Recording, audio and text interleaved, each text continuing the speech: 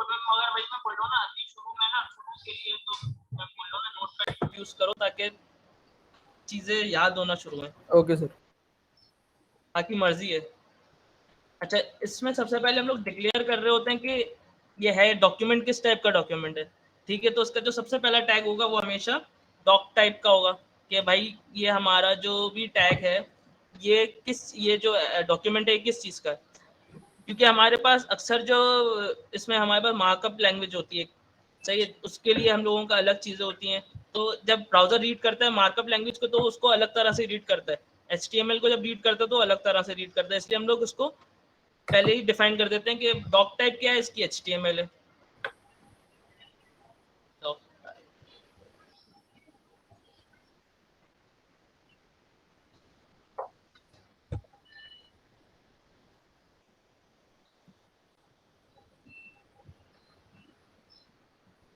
ठीक है, ये उसका डिक्लेरेशन कर दिया हमने कि ये HTML है।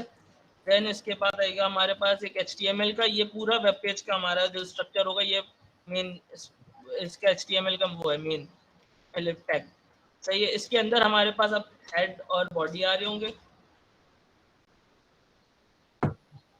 ये बेसिक स्ट्रक्चर बूट स्ट्रैप कह लें इसको, या बेसिक स्ट्रक्चर है जो हर दफ़ा जब भी वेब पेज बनाना होगा ये हमें बनाना होगा।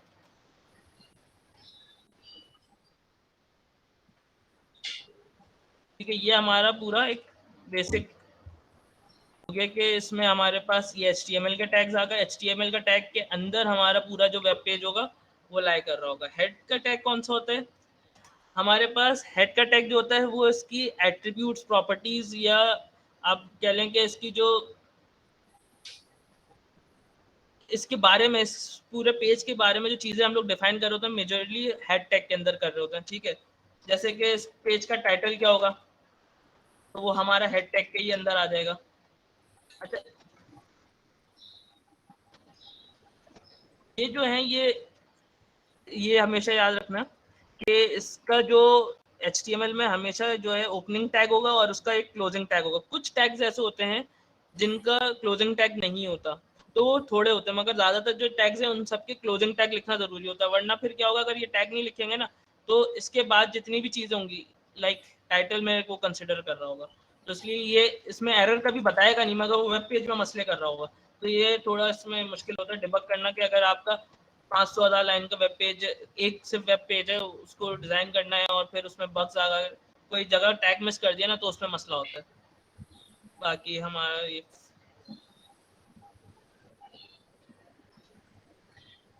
टाइटल आ जाएगा इसका। देन अब हम लोग इसकी बॉडी में काम करेंगे, जितना भी काम होगा वो सारा बॉडी के अंदर होगा। सबसे पहले हम लोग एक हेडिंग दे देंगे।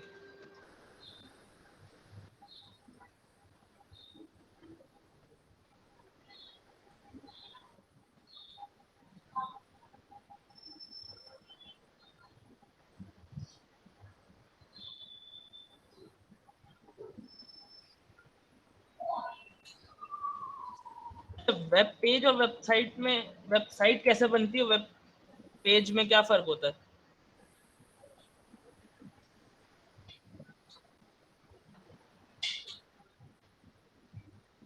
आइडिया? सर वेब पेज आपका सिंपल एक पेज हो गया, और वेबसाइट जिसके अंदर क्या शायद एक से ज़्यादा पेज हो, मल्टीपल। सही सही सही, बिल्कुल सही। वेबसाइट जब हमारी लिंक करते हैं ना तो फिर वो हमारा पूरे एक वेबसाइट बन जाती है। वैसे हम लोग अभी बना रहे हैं वेब पेज बना रहे हैं खाली। ठीक है, तो ये हमारा बेसिक स्ट्रक्चर है जो कि हमारा बूटस्ट्रैप कह लो कुछ भी है, ये हर दफ़ा लिखना होगा आप लोगों को, तो ये तो याद होना चाहिए, सही है। फिर इसके बाद हमारे पास क्या क्या चीज़ें आती हैं इसके अंदर, कि इसके बेसिक टैग्स हम लोग देख लेते हैं कौन कौन से होते हैं।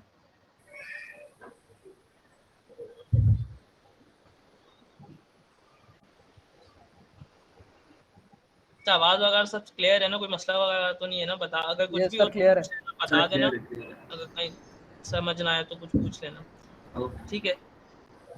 अच्छा, अब हमारे पास ये चीज़ समझ आ गई डॉक टाइप क्या है। हम लोग यहाँ पे डिक्लेयर कर रहे हैं it's a type of HTML document. फिर उसके बाद हमारे पास है HTML का टैग जो कि पूरा डॉक्यूमेंट को हमारा बता रहा होता है कि इसके अंदर हमारा पूरा वेब पेज डिज़ाइन होने जा रहा है। हेड में हम लोग क्या कर रहे होंगे, हेड में हमारे पास टाइटल्स आ गए, जैसे ये टाइटल है। इसके अलावा हमारे पास एक मेटा का टैग होता है, हम लोग देखेंगे डेटा अबाउट डेटा होता है, वो वेबसाइट के बारे में हम लोगों ने डेटा लिखा हुआ होता है, ठीक है। फिर इसके बाद हमारे पास लिंक्स होते हैं, सारी चीज़ें जो है स्क्रिप्ट्स होती हैं। इसके अलावा हमारे पास इसमें स्टाइल्स होता है, वो सारी चीज़ें वेब का स्ट्रक्चर हम लोग जो होते हैं हेड के अंदर दे रहे होते हैं। फिर हमारे पास जो बॉडी का टैग है, बॉडी के टैग में हमारे पास जितनी भी वेबसाइट में जो चीज़ें यहाँ पे नज़र आ रही होंगी वो सारा बॉडी के टैग के अंदर होगा। फिर अक्सर होता है कि कुछ स्क्रिप्ट्स होती हैं, जैसे आप लोग ईजेएक्स कर रहे हो। एजेक्स के लिए हम लोग क्या करते हैं, यहाँ पे स्क्रिप्ट लिखेंगे, एक स्क्रिप्ट का टैग होता है, वो स्क्रिप्ट का टैग यहाँ लगा के आप लोग को लिख रहे ही होगे बल्कि अभी तो वो स्क्रिप्ट का टैग यहाँ पे लगा के लिखते हैं। इसकी गुड प्रैक्टिस ये होती है कि जो स्क्रिप्ट्स होती है ना हमारी, वो लास्ट में लिखें, क्योंकि जब हम लोग ऊपर स्क्रिप्ट लिख देते हैं ना, तो उससे ये नुकसान होता है कि जब वेब पेज लोड होता है ना, वो टॉप टू बॉटम लोड होता है, सही है, ऊपर से चीज़ें रेंडर करते हुए नीचे तक जाता है। तो जैसे अगर हमारे पास कोई हैवी स्क्रिप्ट है, तो वो ऊपर जब लोड होगा ना, तो वहाँ पे प्रोसेसिंग टाइम उसका बढ़ जाएगा, तो वेब पेज की स्पीड स्लो हो जाएगी। तो इसलिए हम लोग बेस्ट प्रैक्टिस ये होती है कि बॉडी के टैग के बाद हम लोग यहाँ पे स्क्रिप्ट का टैग जो होता है ना, स्क्रिप्ट जो होती है हमारी जावा स्क्रिप्ट या हाँ जावा स्क्रिप्ट जो होती है हमारी, वो सारी स्क्रिप्ट उसकी यहाँ पे हम लोग लिंक्स हैं, अगर एक्सटर्नल जावा स्क्रिप्ट लिखी हुई है तो सारा हम लोग बॉडी के बाद दे देते हैं, ठीक है। फिर इसके जो बेसिक टैग्स हैं, एक तो H1 का टैग है, हेडिंग का टैग है, ये H1 से लेके H6 तक होता है, दिखा देते हैं। ये बस छोटा होता जाएगा और इसमें कुछ भी खासियत नहीं है, साइज छोटा होता जाएगा।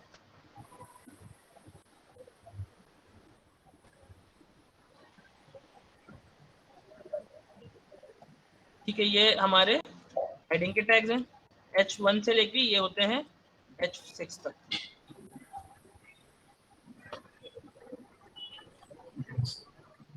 हमारे पास H1 से H6 तक होते हैं।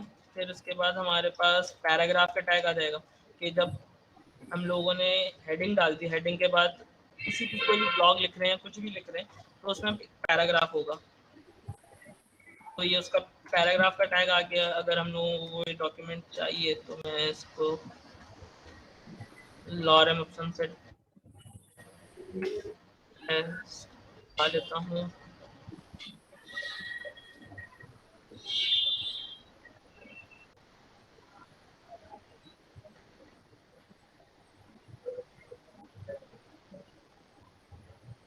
ये हमारा जो पैराग्राफ है वो आ गया है। ये पैराग्राफ का टैग है जिसमें हम लोग डिफाइन कर होते हैं कि ये एक हमारा पैराग्राफ। फिर इसी तरह से हमारे पास इसको मल्टीपल पैराग्राफ्स भी हो सकते हैं।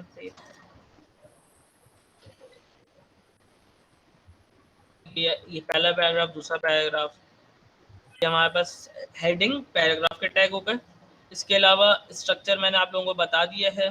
फिर इसके जो इसमें इसके बाद आती है हमारे पास कि अगर जब हम लोगों ने ये पैराग्राफ लिखा है, सही है, तो इस पैराग्राफ की ना फॉर्मेटिंग होती है। अब वो फॉर्मेटिंग किस तरह से होती है, जैसे वर्ड में आप लोग वर्ड यूज़ करते हो, सही है, वर्ड में क्या होता है, बोल्ड होता है, इटैलिक होता है, उसके अलावा सब स्क्रिप्ट, सुपर स्क्रिप्ट, ये सारी चीज़ होती हैं, सही है। तो कुछ चीज़ें मैं बता देता हूँ आप लोगों को, मगर ये चीज़ें आप लोगों को तब काम आ रही होती हैं जैसे कि आप लोग कोई ब्लॉग लिख रहे हो, सही है, तो उसके अंदर काम आ रही होती हैं ये।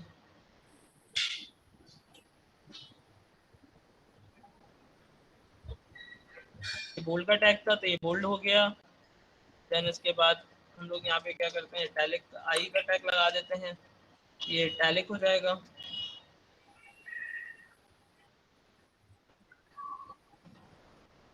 इटैलिक हो गया। ये सारे इसके जो फॉर्मेटिंग के टैग्स होते हैं। इसके अलावा हमारे पास और कौन से टैग्स हैं इसके, यहाँ पे एम्फेसिस का एक टैग होता है,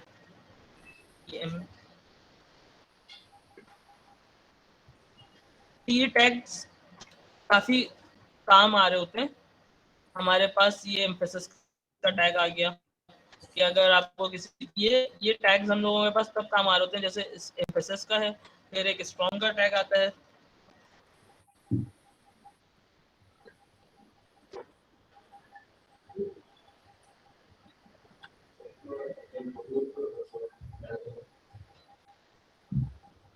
ये स्ट्रॉन्ग। अच्छा, ये जब हम लोग कोई भी वेब पेज या ब्लॉग या कोई वेबसाइट बना रहे होते हैं ना, उसमें अगर हम लोगों ने ये चीज़ें वैसे उसके इन टैग्स के बिना भी हो जाती हैं, सही है, स्टाइलिंग से भी कर सकते हैं, स्पैन का टैग लगा के भी कर सकते हैं, दूसरी चीज़ें हैं, सही है।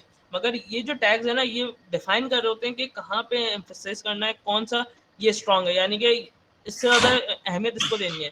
सही है, ये कब काम कर रहे होते हैं, जब हम लोग एसईओ पेज की कर रहे होते हैं ना, पेज की एसईओ करने के लिए हमारे पास सर्च इंजन ऑप्टिमाइजेशन, आप लोगों को आइडिया होगा कि उसमें हमारे पास क्या होता है कि गूगल पे हमारा अगर कोई कीवर्ड मैं लिख रहा हूँ तो गूगल पे हमारा पेज टॉप पे रैंक करना चाहिए, हर एक की ये ख्वाहिश होती है।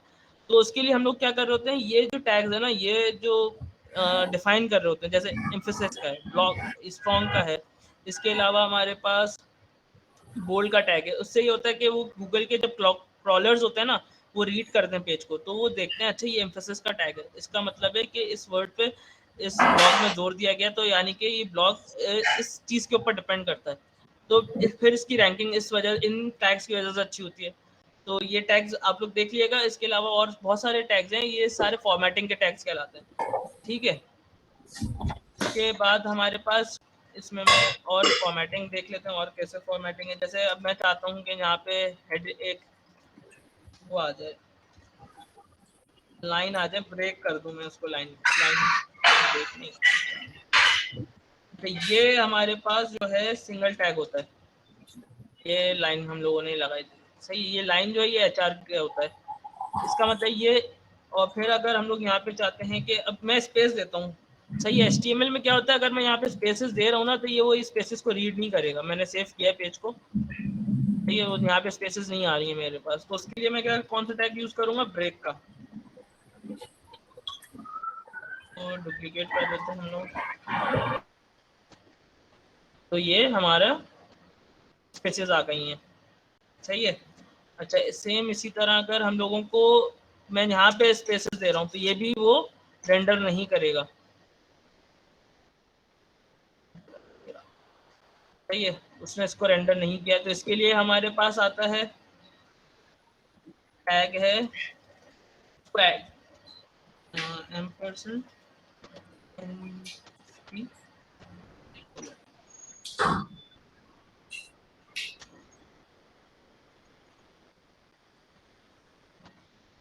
ये देखें, ये हमारे पास यहाँ पे स्पेसेस दे रहा है वो।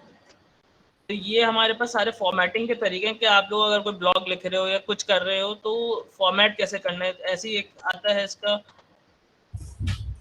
कॉपीराइट, कॉपीराइट अगर हम लोगों को डालना है तो ये कॉपीराइट का आ गया। ये इस तरह के एट्रीब्यूट्स होते हैं इसके एचटीएमएल के अंदर, ठीक है। ये बेसिक एट्रीब्यूट्स होगा। इसके अलावा हमारे पास जो बेसिक्स में इटैलिक वगैरह करा दिया, इसी की तरह इसमें एक अंडरलाइन का टैग होता है, वो देख लिएगा आप लोग, सही है। ये सारे जो फॉर्मेटिंग के टैग्स हैं बहुत सारे हैं। फिर इसके बाद इसमें हम लोगों के पास क्या आएगा और चीज़ें, एट्रीब्यूट्स में बता देता हूँ एट्रीब्यूट्स क्या होते हैं। आइडिया है किसी को एट्रीब्यूट्स का, एचटीएमएल में एट्रीब्यूट्स क्या होते हैं?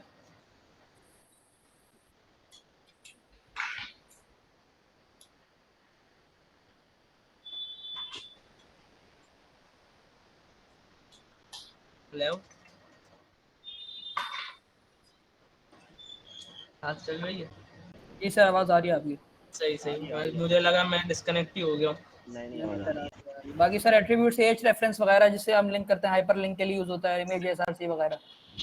सही सही सही सही, बिल्कुल सही है। तो ये हमारे पास एट्रीब्यूट्स होते हैं। लाइक हम लोग यहाँ पे, जैसे हमारे पास ये हेडिंग है, सही है, हेडिंग है। अब मैं इसको एट्रीब्यूट एक दे रहा हूँ, टाइटल,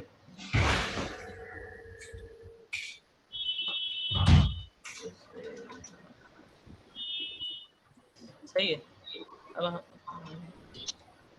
वो हम लोगों ने, वो जो टाइटल हम लोगों ने दिया था, कहाँ पे दिया है, H1 के ऊपर दिया है।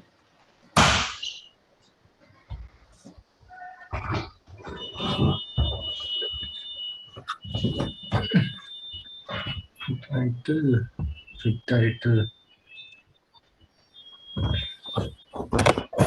क्या है?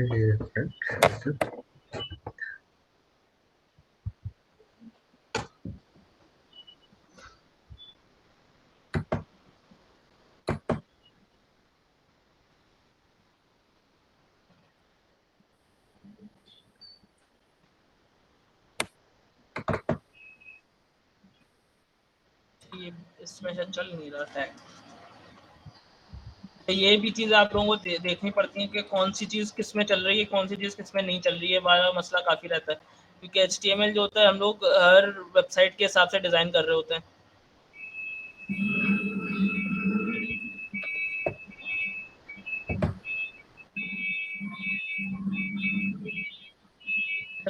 ये पता नहीं चल क्यों नहीं रहा। वैसे ये जो टाइटल का टैग है ना, इसकी वजह से क्या होता है, टाइटल की हमारे पास ये जो है ना यहाँ पे होवर कर रहा होता है ये।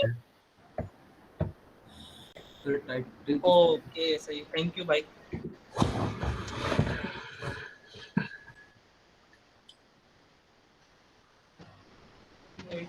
सही है ना, सही है। हाँ सही। हाँ ये आ गया, दिस इज अ हेडिंग। सही है, देखें होवर किया ना तो इसके ऊपर ये जो पॉपअप आ रहा है ये एक तरह से टाइटल, अगर कोई भी हम लोग वेब पेज या कुछ लिख रहे हैं तो उसके बारे में और मज़ीद डिफाइन करना है हम लोगों को, तो हम लोग ये वाला एट्रीब्यूट यूज़ कर रहे होते हैं कि टाइटल का। फिर कहीं कहीं हम लोगों के पास अगर डिव है तो उसके लिए हम लोग यहाँ पे जैसे ये हर चीज़ में नहीं काम करते, हर टैग का अपने एट्रीब्यूट्स होते हैं। सही है, आप लोग अभी जैसे मोइन स्टैक पर आएंगे आप लोग कस्टम एट्रीब्यूट्स बना रहे होंगे। सही है, तो ये एट्रीब्यूट्स हैं इसके कुछ।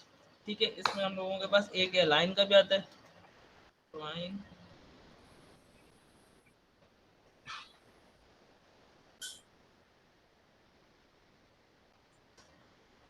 ये अलाइन राइट हम लोगों ने किया, ये एट्रीब्यूट की वजह से। ये वैसे तो CSS से होता काम, मगर एट्रीब्यूट था तो वो उससे राइट पे पहुंच गया।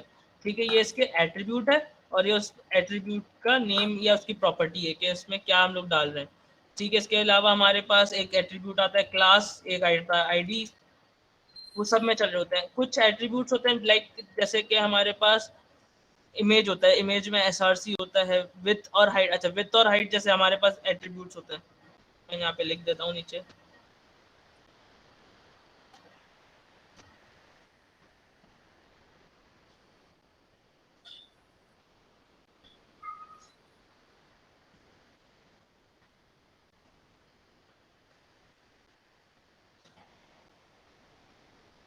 सबसे पहले हमारे पास है टाइटल का है, एंड हमारे पास क्लास का भी एक एट्रीब्यूट होता है, ID का भी एक एट्रीब्यूट है,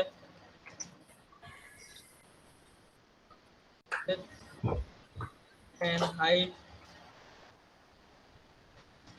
ये यूज होता है हमारे पास मैप्स, इमेजेस, वीडियो,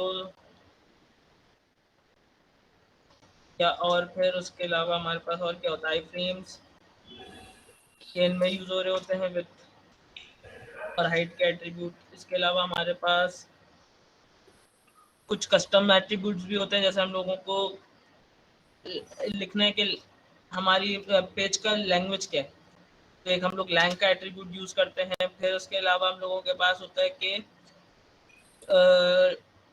डिस्क्रिप्शन का एक होता है कि ये जो टैग है या एलिमेंट है वो किस लिए यूज किया है, ये एसईओ के लिए यूज होते हैं। ये वाले जो टैग्स होते हैं ना, डिस्क्रिप्शन का DSC, फिर इसी तरह नेम का होता है, कंटेंट का होता है। ये सारे इसके हमारे पास एट्रीब्यूट्स हैं जो मैंने कुछ बताए हैं, बहुत सारे हैं। इसके अलावा हमारे पास एक आता है बैकग्राउंड कलर का,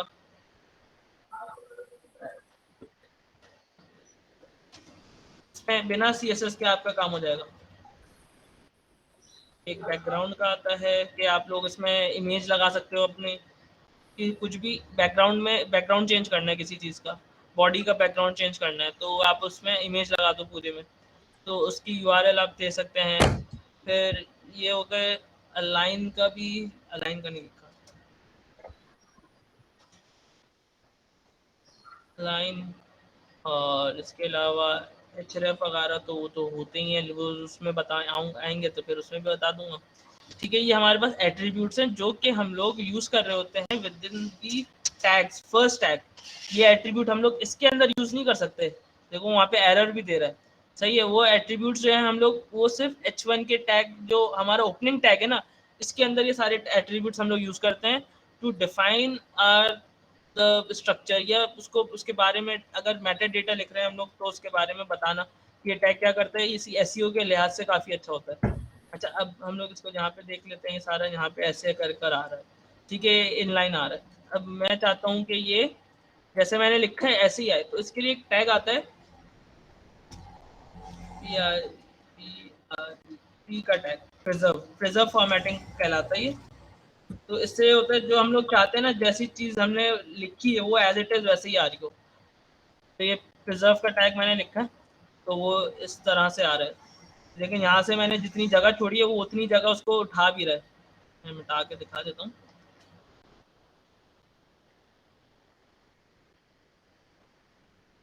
जितनी स्पेस से हम लोगों ने इंडेंट करके, जितने इंडेंट करके हम लोगों ने लिखा था, वो सारी इंडेंटेशन भी आ रही है, सारी चीज़ें आ रही हैं, ठीक है। तो ये हमारे पास एट्रीब्यूट्स हो गए कि एट्रीब्यूट हमारे पास हैं क्या, ठीक है।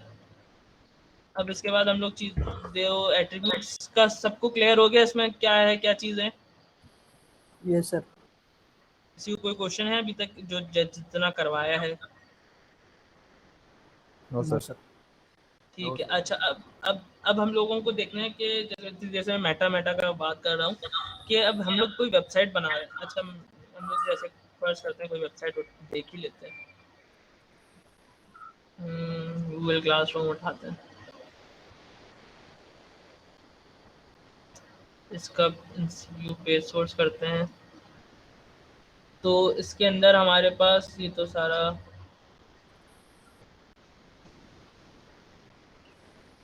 कोई आया है। चलो, ये तो बनाई भी किसी और लैंग्वेज के ऊपर है। W3 स्कूल की ही वेबसाइट उठा लेते हैं।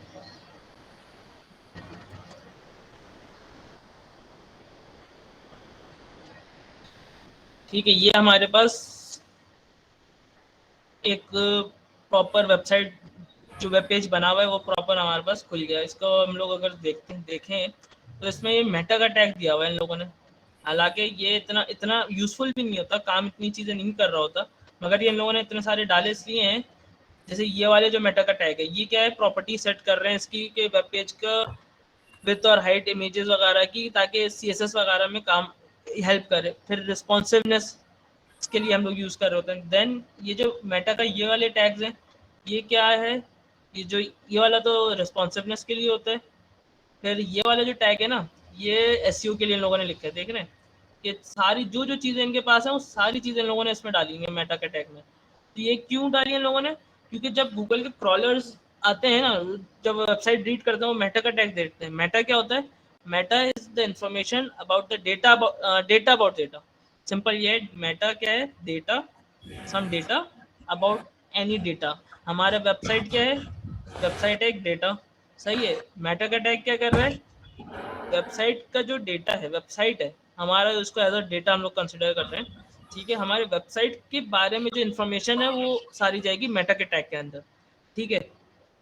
तो जितनी भी इंफॉर्मेशन है वो सारी हम लोगों ने मेटा के टैग के अंदर देते हैं, ताकि अगर कोई हमारा वेब पेज खोले या पढ़े, अगर कोई नया डेवलपर भी आता है तो उसको चीज़ें पता हो, अच्छा ये चीज़ें हैं। इसमें हम लोग ऑथर का नाम भी लिख सकते हैं, किस ऑथर ने लिखा है, लाइक कौन डेवलपर था इसका। तो ये सारी चीज़ें होती हैं। तो इसमें जो मैंने यहाँ पे दिखाई देते हैं, जैसे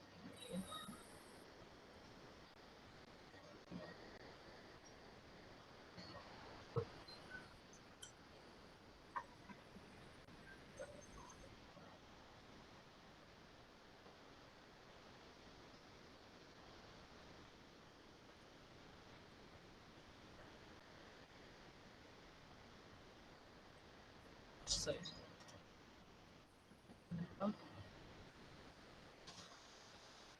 ठीक है। ये मेटा का एक अपना एक ही है, इसका क्लोजिंग टैग नहीं होता, सही है।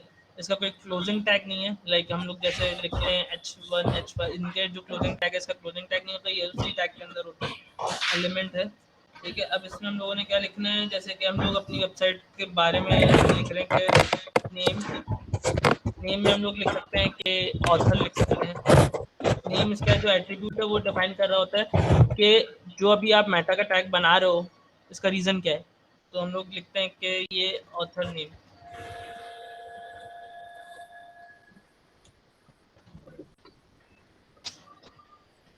इसका कंटेंट आता है। देन यहाँ पे मैं लिख सकता हूँ मुस्तफ़ा, ठीक है, एक ये बन गया। देन मेटा का एक टैग हम लोग बना सकते हैं कि नेम कीवर्ड्स, ये एसईओ के लिए बहुत ज़्यादा यूज़ होता है। हम लोग यहाँ पे लिख सकते हैं HTML और बेसिक्स, ठीक है। तो ये हमारे पास ये इसके टैग आ गए। फिर इसमें हमारे पास एक और टैग आता है जिसमें हम लोग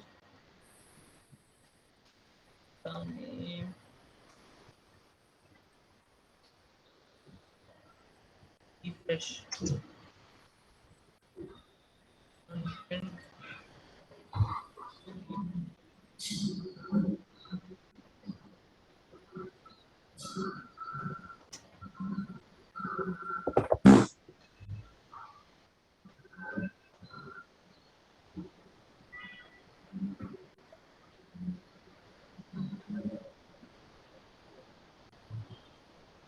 तो ये वाला मेटा का टैग होता है, ये होता है हम लोग यूज़ कर रहे होते हैं पेज को, अगर हम लोगों को रिफ्रेश वगैरह करवाना होता है ना, तो ये उसके लिए यूज़ कर रहे हैं, ऑटोमेटिक पेज हमारा रिफ्रेश हो जाए।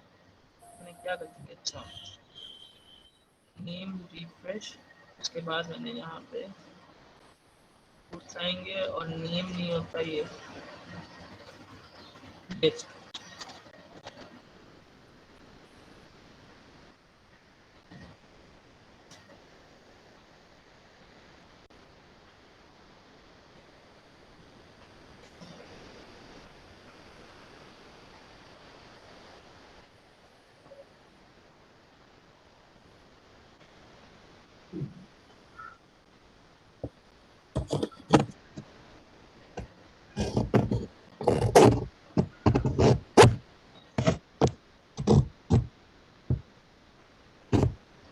ये मसला क्यों कर रहा है, किसी को आइडिया हो रहा है?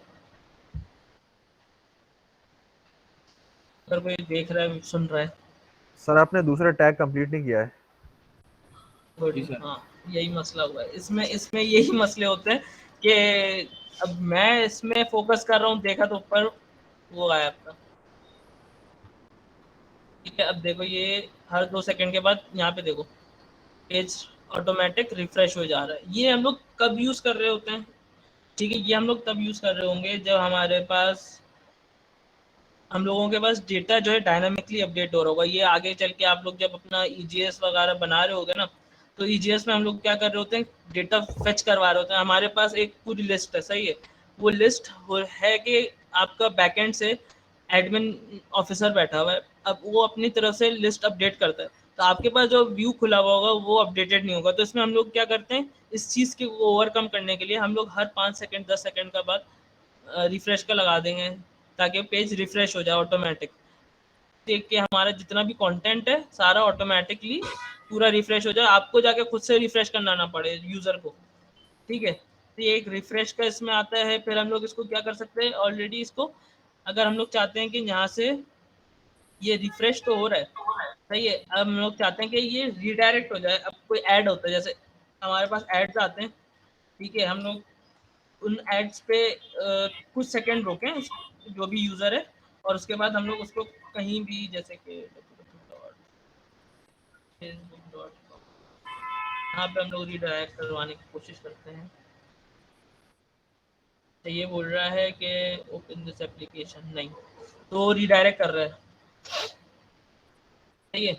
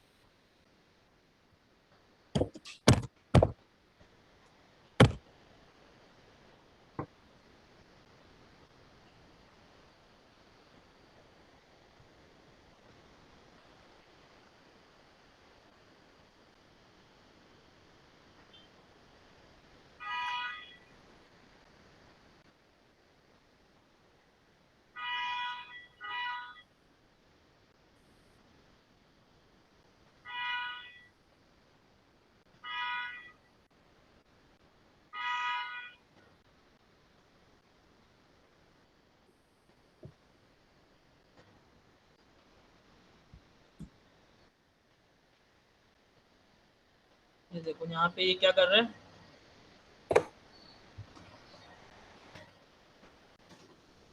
यहाँ 2 सेकंड रुकेगा, उसके बाद फेसबुक के पेज पे रिडायरेक्ट कर रहा है। तो ये इस तरह से हो सकता है हमारे पास, जैसे हम लोग एप्लीकेशन अपना हम लोगों ने रखा कि फर्स्ट पेज पे हमारे पास ऐड आएगा, सही है। हम लोगों ने एक बैनर रखा हुआ फर्स्ट पेज पे हमारे पास, हम लोगों ने कहा कि यूज़र जो है 5 सेकंड के लिए ऐड देखे और उसके बाद हमारी मेन वेबसाइट पे रिडायरेक्ट कर जाए। तो ये तब काम आ रहा होता है। अच्छा, साथ ही साथ मैं आप लोगों को इसमें वो भी बता देता हूँ कमेंट कैसे लगाना है, सही है। कमेंट हम लोग जो HTML के अंदर लगा रहे होंगे वो ऐसे लगा रहे होंगे, ये मल्टी लाइन पे भी लगा सकते हैं, और हम लोग इसमें तरह से ये हमारा कमेंट हो गया, कमेंट आउट हो गया, जब वो पेज रीड कर रहा होगा इसको इग्नोर कर देगा, सही है। यहाँ से वापसी से खोल देता हूँ, अब ये रीलोड नहीं करेगा, ठीक है। ये हम मेटा का टैग समझ आ गया सबको। मेटा का टैग हमारे जी पास, सर, जी मेटा सर। का टैग हमारे पास इंफॉर्मेशन दे रहा होता है, व्यू पॉइंट सेट करवा रहा होता है हमारे पास, जो पेज है रिस्पॉन्सिवनेस बढ़ाने के लिए उसकी, कि हम लोगों के पास हम लोग उसमें सेट करते हैं कि कौन कौन से ब्राउजर पे हमारा पेज चलना चाहिए, ठीक है। अच्छा, HTML जब भी आप कोड लिख रहे हो, इसमें आप लोग ये ध्यान में रखना कि मुझे, आपके पास अगर कोई एप्लीकेशन बना रहे हो, वो बेसिक उसका स्ट्रक्चर, हर आप मर्ज स्टैक यूज़ कर रहे हो, ठीक है, उसमें आपका बेसिक स्ट्रक्चर तो HTML पे ही बनेगा। कोई भी किसी भी हर हर प्लेटफॉर्म पे हमारा बेसिक स्ट्रक्चर HTML पे ही बनना होता है। तो उसमें हम लोगों को ये ध्यान में रखना होता है कि हमारे पास जो हम लोग पेज, अपना वेबसाइट का पेज है, वेब पेज जो है वो ओपन कर रहे हैं, वो अब यूज़र के पास आप लोग रिस्ट्रिक्ट तो नहीं कर सकते कि तुम सिर्फ गूगल यूज़ करो या फायरफॉक्स यूज़ करो या पैरा यूज़ करो, सही है। तो हर ब्राउज़र अलग तरह से कुछ चीज़ों को रीड करता है, तो उसके लिए हम लोगों को सेटिंग्स करनी होती है उसकी, वो एडवांस चीज़ें, सही है। तो वो चीज़ें भी ध्यान ध्यान में रखना कि अगर जब आप लोग FIP कर रहे हो या कुछ बड़े प्रोजेक्ट पे या लाइव प्रोजेक्ट पे काम कर रहे हो, तो अपनी वेबसाइट को किसी दूसरे वेब 3-4 वेब ब्राउज़र में एटलीस्ट ट्राई करके देखना कि चीज़ें सही चल रही हैं, और अगर नहीं चल रही हैं तो उसके हिसाब से चेंजेस करनी पड़ेंगी, ठीक है। ये मैं बस एक टिप दे रहा था जो याद रखना हमेशा, कि कभी भी किसी एक ब्राउज़र को टारगेट करके मत बनाना वेब पेज। सही है, इसके लास्ट बाद वाली बात फिर से रिपीट कर दें एक बार, मुझे समझ नहीं आई। सही है, हम लोग जब वेब पेज बना रहे होते हैं ना, तो हमारे पास जो टैग्स होते हैं, कुछ टैग्स होते हैं जो, फर्स्ट करो हमारे पास एक टैग होता है पासवर्ड का, सही, पासवर्ड नंबर का एक टैग होता है। इनपुट जब हम लोग ले रहे होते हैं तो वो नंबर का टैग होता है, ओनली नंबर लेता है इनपुट में, ठीक है। हम लोग जब उसको उसके फायरफॉक्स के ऊपर चलाते हैं ना, तो फायरफॉक्स बोलता है ये मेरे पास ऐसी कोई प्रॉपर्टी या एट्रीब्यूट है ही नहीं ओनली नंबर का, ठीक है, तो वो उसको रीड नहीं करता। तो हर ब्राउज़र के हिसाब से अपनी HTML होती है, बहुत माइनर से डिफरेंसेस होते हैं, सही है। तो अब फर्स्ट करो तुम्हारे पास एक एरर आ रहा है, एक चीज़ तुमने बनाई है, फॉर्म बनाया, सही है, उस फॉर्म के अंदर हमारे पास पासवर्ड का फील्ड है, सही है। उस पासवर्ड की फील्ड में हम लोगों ने लिखा है, या एक सेल नंबर हम लोग ले रहे हैं, सेल नंबर की फील्ड में हम लोगों ने ओनली नंबर के आती है property, type number, type is equal to number. उसमें क्या होता है, सिर्फ वो नंबर लेता है गूगल क्रोम में, और पैरा में भी चल जाता है, मगर जब फायरफॉक्स पे तुम जाओगे ना, उसमें ये मसला आता है कि फायरफॉक्स वो वाली एट्रीब्यूट को रीड ही नहीं करता, क्योंकि वो बोलता है मेरी डिक्शनरी में डिफाइन ही नहीं हुआ हुआ, ठीक है। तो उसके लिए हम लोगों का क्या करना पड़ेगा, उसके लिए उसके हिसाब से हम लोगों को उसकी डॉक्यूमेंटेशन में जाके उसके हिसाब से चेंजेस करनी पड़ेंगी हम लोगों को फायरफॉक्स के हिसाब से। अगर आपका काम किसी कोई कोई चीज़ है, ये मैंने एक एग्जांपल दिया, इसकी तरह और भी एग्जांपल्स होती हैं, तो उसको सॉल्व करने के लिए भी हम लोग यहाँ पे मेटा का टैग दे रहे होते हैं कि ये इस ब्राउज़र के लिए है, और इसके अलावा इसमें ये चीज़ें ऐड करनी है जिस वजह से वो चीज़, वो प्रॉपर्टी उस वक्त चलेगी, ठीक है। तो ये एडवांस चीज़ है, मगर ये याद रखने वाली चीज़ है कि हमारे पास हर ब्राउज़र पे सेम वेबसाइट सेम तरह से बिहेव नहीं करती, हर ब्राउज़र पे अलग अलग तरह से वेबसाइट बिहेव करती है। असल जो बात है वो ये बतानी पड़ेगी, माइन्यूट से डिफरेंसेस होते हैं मगर आ जाते हैं अक्सर, ठीक है। क्लियर है अभी? जी सर, क्लियर है। ठीक है। अच्छा, अब इसके बाद आप लोगों को मेटा का टैग करवा दें, कमेंट बता दें कि कमेंट्स कैसे क्या होते हैं, इमेजेस बता देते हैं कि इमेजेस कैसे एम्बेड करवा रहे होते हैं।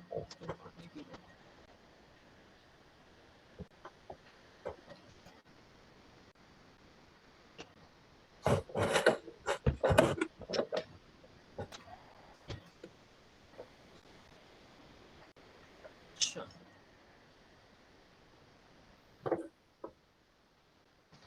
हमारे पास यहाँ पे इमेज, अच्छा इमेज का जो टैग है ना उसका भी कोई क्लोजिंग नहीं है, सही है, ये याद रखना कि इसका भी कोई क्लोजिंग टैग नहीं है, एज सिंपल ये इसी तरह से इमेज का टैग रखना है। देन इसमें हम लोग src देना है, url देना है जहाँ से इमेज आनी है, देन उसकी विड्थ देनी है, देन उसकी हमें हाइट देनी है। उसके बाद हमारे पास एक alt का एट्रीब्यूट होता है, बाद हम लोग इसमें स्टाइल दे सकते हैं, वो अलग चीज़ें है, फिलहाल ये बेसिक है, सही है।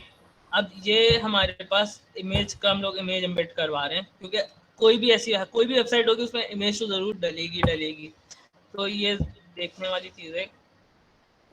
तो इमेज उठाते हैं, यहाँ पे कोई इमेज पड़ी हो, जैसे ये हम लोगों को बैनर लगाना है, चेंज हो गया, छोटा है,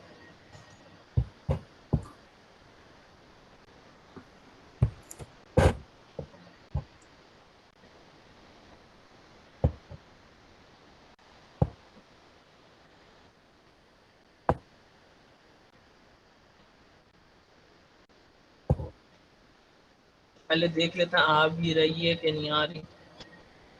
ठीक है, ये आ रही है अपने ओरिजिनल साइज पे, सही है। अब हम लोग इसको बोलते हैं कि इसकी नहीं विड्थ हमें चाहिए 500 पिक्सल्स, हाइट चाहिए 1000 पिक्सल्स, अजीब सी इमेज बन जाएगी।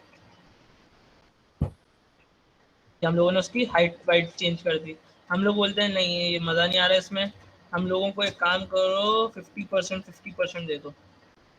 वो जो पिक्चर है ना, उस पिक्चर के जो हमारे पास 50% उसकी विड्थ दे दो और उसी की 50% हमारे पास उसकी हाइट हो जाएगी। तो ये हमारे पास 100% कर देंगे तो पूरे वेब पेज के ऊपर आ जाएगी।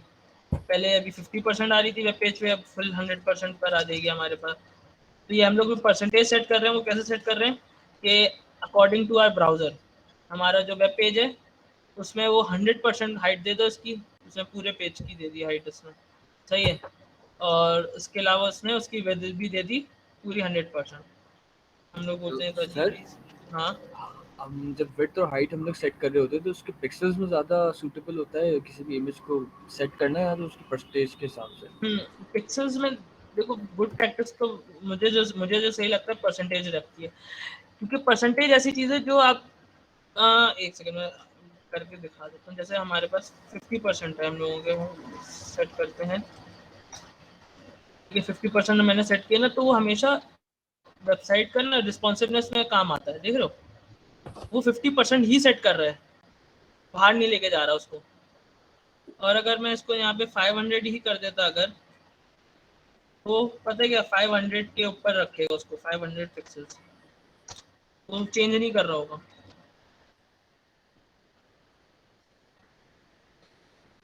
देख रहे हो, ये फर्क था, सही। वो चेंज नहीं करेगा चाहे कुछ भी हो जाए। वो हम लोगों को परसेंटेज में ही बस ये फायदा होता है कि रिस्पॉन्सिवनेस में थोड़ा एडवांटेज मिल रहा होता है।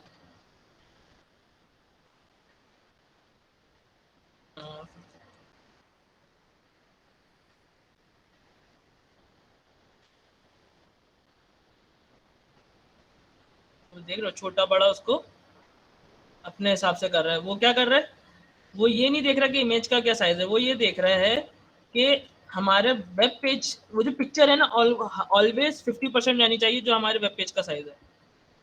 अभी ये देखो 50% इधर 50% इधर खाली है। अगर हम लोग 500 देते तो वो ये नहीं देखता कि वेब पेज का क्या साइज है, वो ये देखता कि मेरी इमेज कितनी बड़ी, मेरी इमेज 500 पिक्सल ही रहनी चाहिए। तो ये फर्क होता है दोनों में।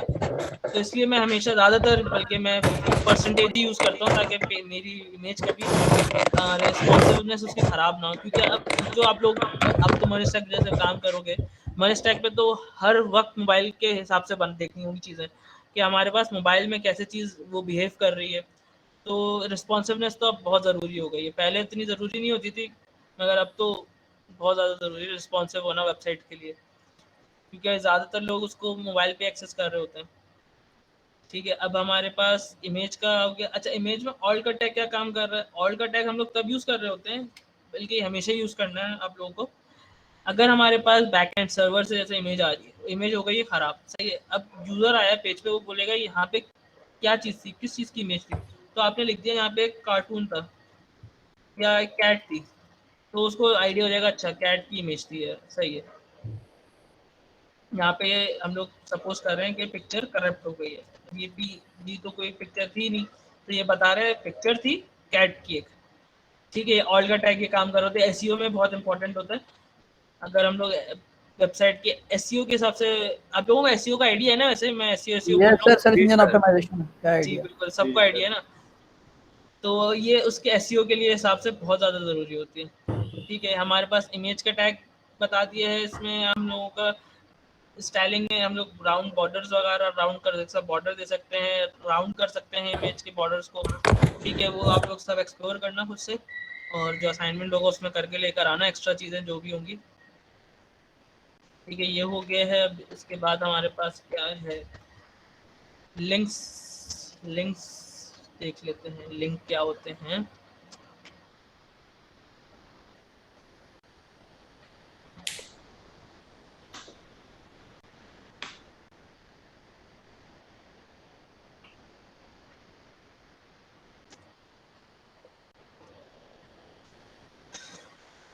हमारे पास अब कोई भी वेब पेज है, जैसे अब ये वेब पेज है हमारे पास, कि ऐसे पढ़ा हुआ तो अच्छा नहीं लगेगा कि ये क्या है, ये इसमें ना मैं कुछ कर सकता हूँ ना कहीं जा सकता हूँ और चीज़ें एक्सप्लोर नहीं कर सकते, एक सिंपल सा वेब पेज है, सही है। अब हम लोग चाहते हैं कि हमारे वेब पेज में रिडायरेक्शन हो, दूसरी जगहों पे भी चीज़ें चाहिए हम लोगों को, एक्सटर्नल चीज़ें भी इंक्लूड करनी है, दूसरे पेजेस के भी लिंक्स देने, तो वो लिंकिंग जो होती है पेज की, हमारे पास एक एट्रीब्यूट होता है, एक टैग है हमारे पास, एंकर टैग जिसका नाम है, सही, सिर्फ ये ए एच रेफरेंस एन, यहाँ पे इसका वो आएगा, और इसको यहाँ पे हम लोग क्लोज कर देते हैं, ठीक है। यहाँ पे हम लोग लिख देते हैं जब डाल देते हैं,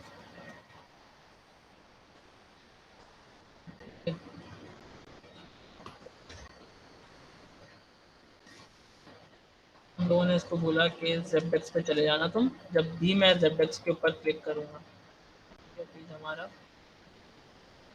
तो वो यहाँ पे आएगा। मैं इमेज सही कर दूँ अपनी, और यहाँ पे एक रेट का टैग लगा देते हैं ताकि वो नीचे चला जाए।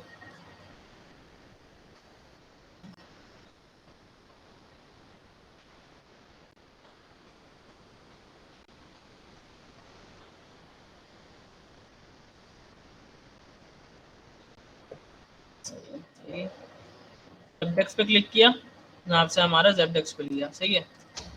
फिर इसके अलावा हमारे पास और क्या है, लिंक्स में हमारे पास और क्या आएगा,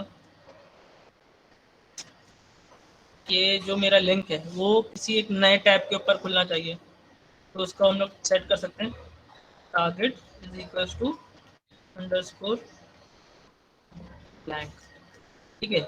इससे ये होगा हमारा जो वेब पेज होगा, जो हमारा लिंक होगा, वो किसी एक न्यू टैब के ऊपर खुलेगा, ना कि उसके ऊपर वापसी से खुल जाए, सही है। ये हमारा टैब न्यू टैब के ऊपर खुल रहा है। और ज़्यादातर वेबसाइट्स में बेस्ट प्रैक्टिस यही होती है कि अगर आप कोई चीज़ के एक्सटर्नल लिंक दे रहे हो, कोई किसी और जगह पे रिडायरेक्ट करवा रहे हो, सॉरी, तो उसको कभी भी सेल्फ के ऊपर रिडायरेक्ट नहीं करवाओ। सेल्फ में हम लोग बाय डिफॉल्ट होता है सेल्फ, तो वैसे तो उसको कभी भी सेल्फ के ऊपर ना रखो।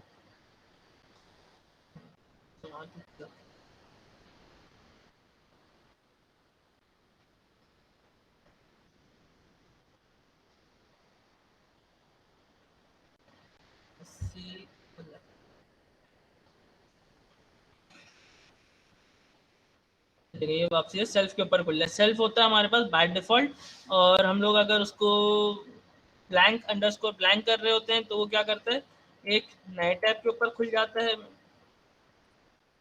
यहाँ पे आओ, ये हम लोग कर देते हैं अंडरस्कोर सेल्फ, इसको डुप्लीकेट करते हैं, तो कर देते हैं ब्लैंक, इसको कर देते हैं न्यू, आगे सब में सारी चीज़ों में नहीं, न्यू नहीं होता, क्या था, पेरेंट होता था, पेरेंट,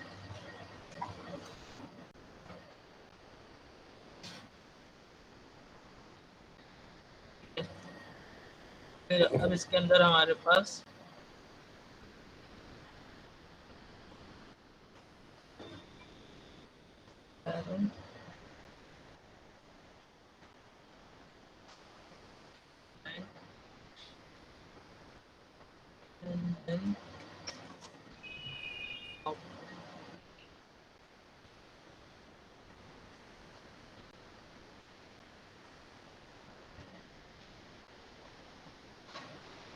अच्छा एक सेल्फ का है, सेल्फ में वो उसने यहीं पे खोल रहा है, ब्लैंक में न्यू टैब पे खोल रहा है, पेरेंट के अंदर वो उसकी उसी उसी के अगर हम लोग यहाँ पे आई फ्रेम वगैरह यूज कर रहे होते हैं ना तो उसी इस पेज के अंदर ही खोल रहा होता है। फिर टॉप में इस पेज के ऊपर खोल रहा है। ये तब चीज़ें काम आ रही होती है जब हम लोग कोई फ्रेम यूज कर रहे होते हैं, तब ये चीज़ें काम आ रही होती है हमारे पास। पेरेंट और टॉप तब काम आता है जब हम लोग किसी फ्रेम फर्स्ट करें, जैसे हमारे पास कोई यहाँ पे हम लोगों ने क्या किया होता है, फ्रेम बना दिया होता है, उस फ्रेम के अंदर अगर क्लिक करते हैं ना तो पेज जो होता है ना हमारे इस फ्रेम के अंदर खुल रहा होता है, उसके हम लोग आईडी दे देते हैं। तो ये आप लोग और एक्सप्लोर करना, मगर ये बेसिक है सेल्फ और ब्लैंक जो सबसे ज़्यादा यूज होने वाले हैं। ब्लैंक ज़्यादा गुड प्रैक्टिस होती है कि ब्लैंक ही चले। सेल्फ तब चला रहे होते हैं हम लोग जब हमारे पास जैसे इंटरनल पेज रीडायरेक्शन है। सेल्फ कब काम करवाना है, जब हम लोग हमारे पास मेन्यू बनाया हमने, सही है, मेन्यू में हमारे पास home, about us, contact us, तो उसमें हम लोग सेल्फ यूज़ कर रहे होंगे। अगर हम लोगों ने एक्सटर्नल लिंक दिया हुआ है, जैसे आप लोगों ने अपनी लिंक्डइन का आईडी दी हुई है, सही है, तो वो लिंक्डइन के ऊपर लेके जाना है उसको, तो वो हमारे पास लिंक्डइन के ऊपर जा रहा होगा, वो उसको हम लोगों को सेल्फ पे नहीं रखना, उसको रखना है ब्लैंक के ऊपर। तो ये हमारे पास लिंक के एट्रीब्यूट्स हो गए और टैग हो गया। ठीक है, इसमें किसी को कुछ पूछना तो नहीं है ना, क्लियर है ना ये वाला? Yes sir. ठीक है। अच्छा इसके बाद हमारे पास बोरियत तो नहीं हो रही ना अभी ऐसा?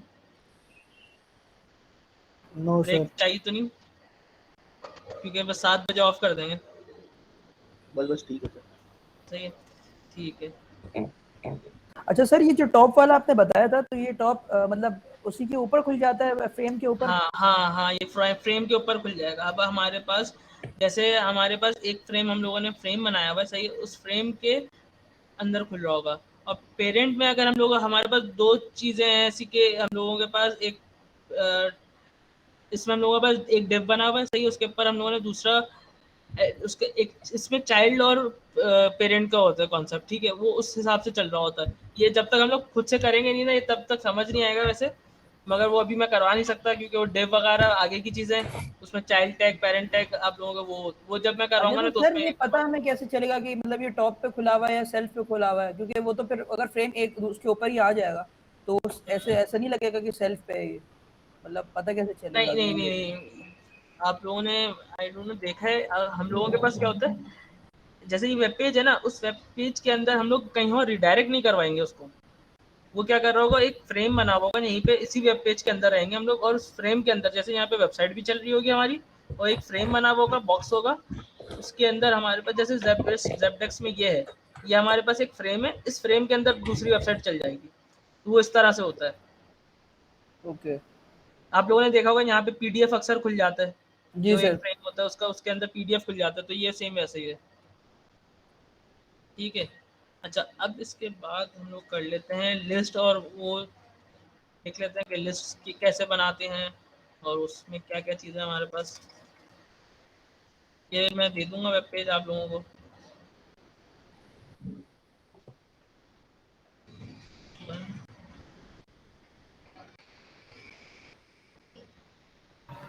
सर सर, ये क्लास एंड होने के बाद ये जो पूरा कोड है इसका, ये आप हमें सीआर के साथ शेयर कर दीजिएगा ताकि हमारे पास आ जाए।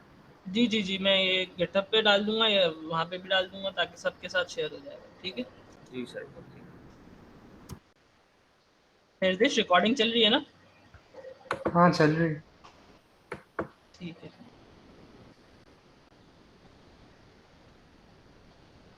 अच्छा अभी कौन सा था, लिस्ट का टैग हम लोग करवा कर ले, देख लेते हैं कि लिस्ट क्या होती है। लिस्ट एज इट सेम हमारे पास जैसे उसके अंदर होती है ना, हम लोग किसी भी डॉक्यूमेंट होता है हमारे पास, HTML का डॉक्यूमेंट है, सही है, उसके अंदर हम लोग एक ऑर्डर करके 1 2 3 4 5 या एक लिस्ट बनाते हैं ना, सेम ये वही कॉन्सेप्ट है लिस्ट का। अब वो हम लोगों को देखना है कि हम लोग HTML के कॉन्टेक्स्ट में उसको वो लिस्टें बनाते कैसे हैं। तो इसके जो टैग्स हैं, बेसिक टैग्स हैं, है भी इजी वैसे। इसमें हमारे पास एक टैग होता है मैंने इसको PREV, क्या वाला टैग याद है किसके लिए होता है?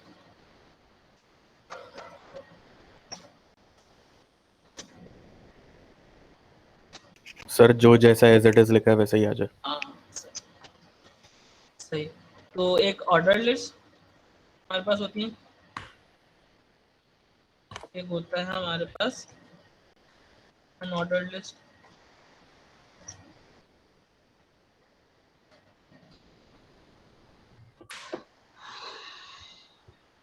इसकी होती है डेफिनेशन लिस्ट।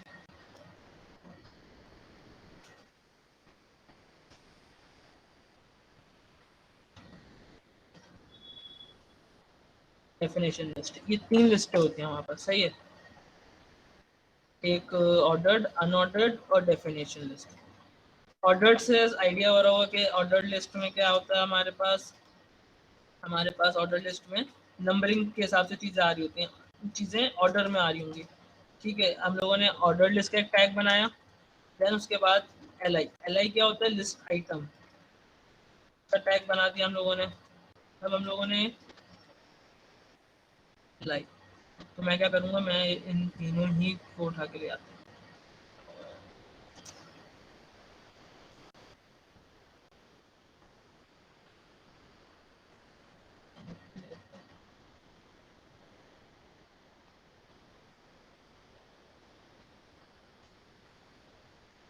ये हमारे पास ऑर्डर्ड लिस्ट बन गई है। देखते हैं इसका आउटपुट कैसा आ रहा है।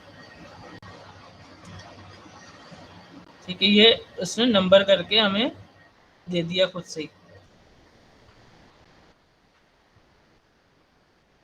ये मैं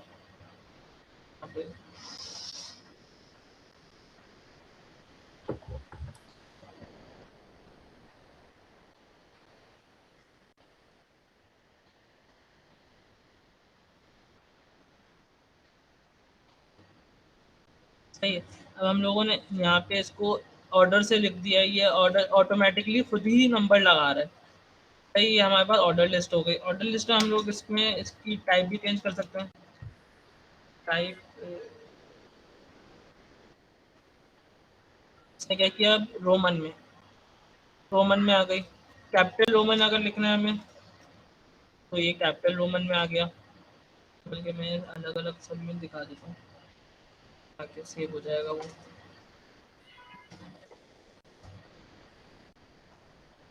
आई, स्मॉल आई वेरिएशन है हमारे पास। फिर इसमें कैपिटल ए हमारे पास आ जाता है, कैपिटल ए स्मॉल ए के आ जाएगा आपके पास। फिर इसमें हमारे पास नंबरिंग का भी हो गया है।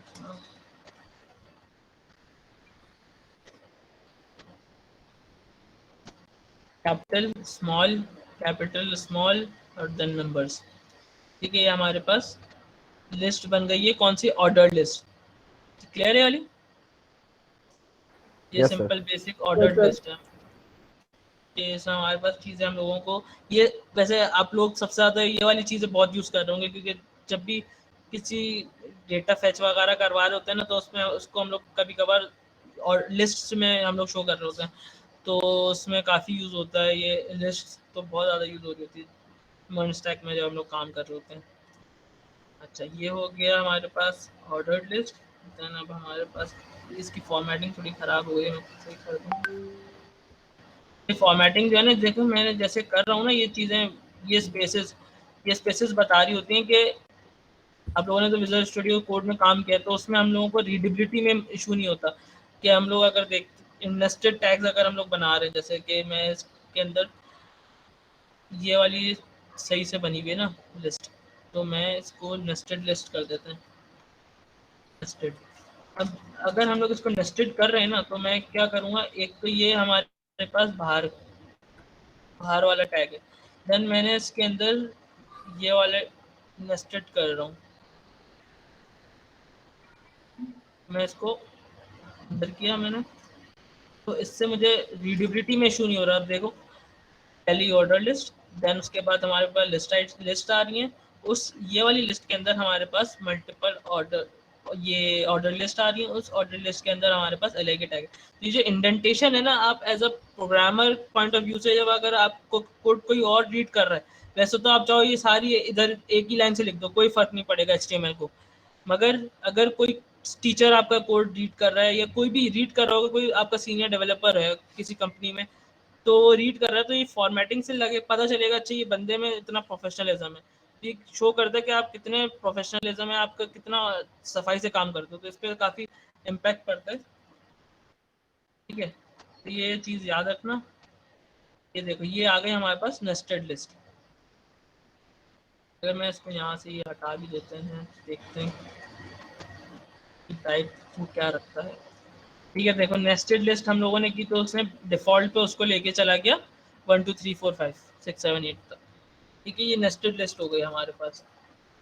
तो इसी तरह से नेस्टेड टैग्स बन सकते हैं। इसके अंदर मैं एंकर टैग भी लगा सकता हूँ। इसको ही मैं एंकर टैग, ये या ये है, हम लोग एक काम करते हैं, ये जो है इसको एक इसमें एंकर टैग लगा देते हैं।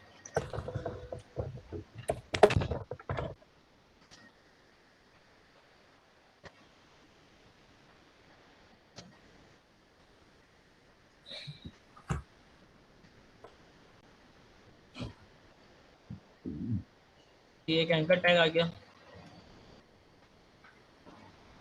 ये पेज को वापसी टॉप पे लेके जा रहा है। ठीक है, लिंकिंग में ये चीज़ बताना भूल गया। वैसे ये हम लोग अगर चाहें तो ये काम भी कर सकते हैं, जैसे कि ये यहाँ पे मैंने टैग लगाया टॉप का, ये इंटरनल लिंकिंग होगी पेज की। तो मैंने इसको यहाँ पे दे दिया, इसको आईडी दे दी, इस पैराग्राफ पे लेकर आ जाओ, आईडी इक्वल्स टू 1।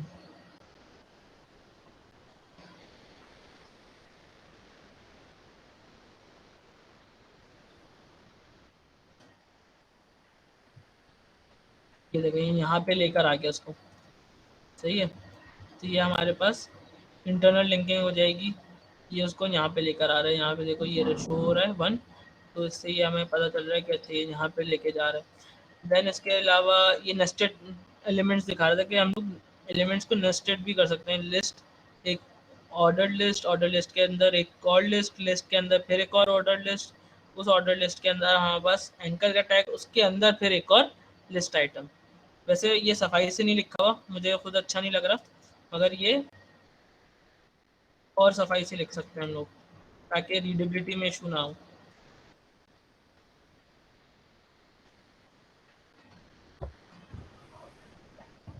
सही है, इसके अलावा अब हमारे पास एक ये हो गया, फिर हमारे पास आएगी अनऑर्डर लिस्ट।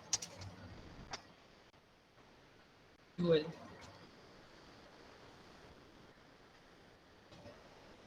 यूएल बेसिकली क्या कर रही होती है, सिंपल यूएल के अंदर भी लिस्ट आइटम्स ही होते हैं। ठीक है, ये हमारे पास अनऑर्डर लिस्ट है, इसमें ऑर्डर से नहीं आ रही होती। ऑर्डर से मुराद चीज़ें नहीं आ रही होती, से मुराद है कि इसमें हमारे पास जो टैग्स वगैरह होते हैं, वो जो नंबरिंग होती है ना, वो नंबरिंग नहीं आती। बस सिंपल ये फर्क है ऑर्डर्ड और अनऑर्डर्ड में।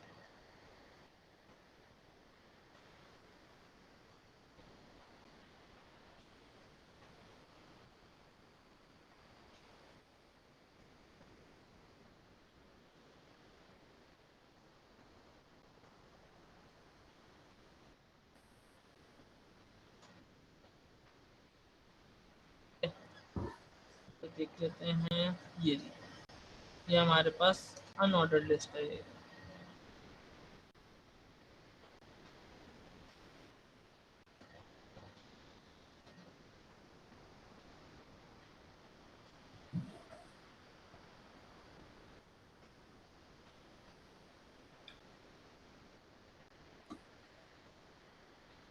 ये अनऑर्डर लिस्ट हो गई हमारे पास।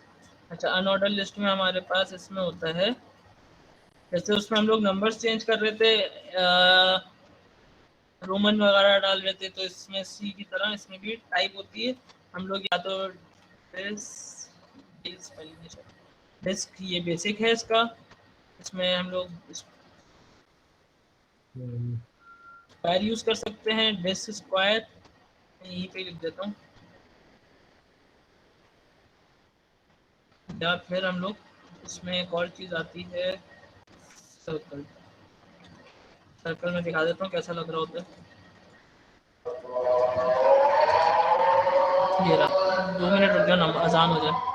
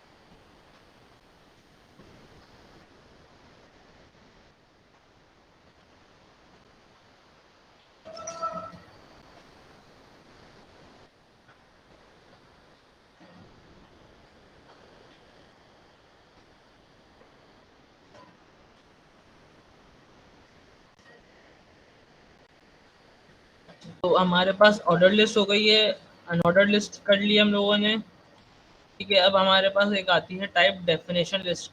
ये इतनी मोस्टली यूज़ नहीं होती, मगर मैं बता देता हूँ कि हम लोग कहाँ पे यूज़ कर रहे होते हैं। ये आप लोग अपने वेबसाइट वगैरह में कहीं कोई ब्लॉग लिखा है अगर, सही है, उस ब्लॉग में हमारे पास मल्टीपल डेफिनेशंस हो रही हैं या मल्टीपल ऐसा डेटा है जिसको हम लोगों को डिफाइन करना पड़ रहा है, तो ये वहाँ पे हम लोग यूज़ कर रहे होते हैं डेफिनेशन लिस्ट।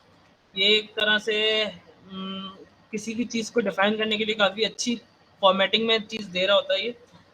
तो इसमें सबसे पहले इसका एक definition D L definition list हम लोग इसका मेन बॉडी टैग बना देते हैं DL, ठीक है।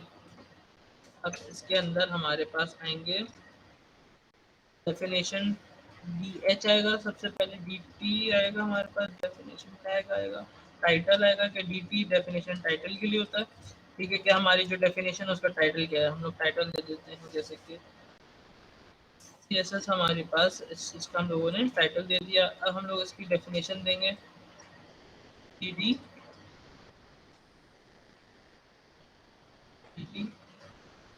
ऊपर से लॉरम टेक्स्ट उठा के ले आता हूँ मैं थोड़ा सा।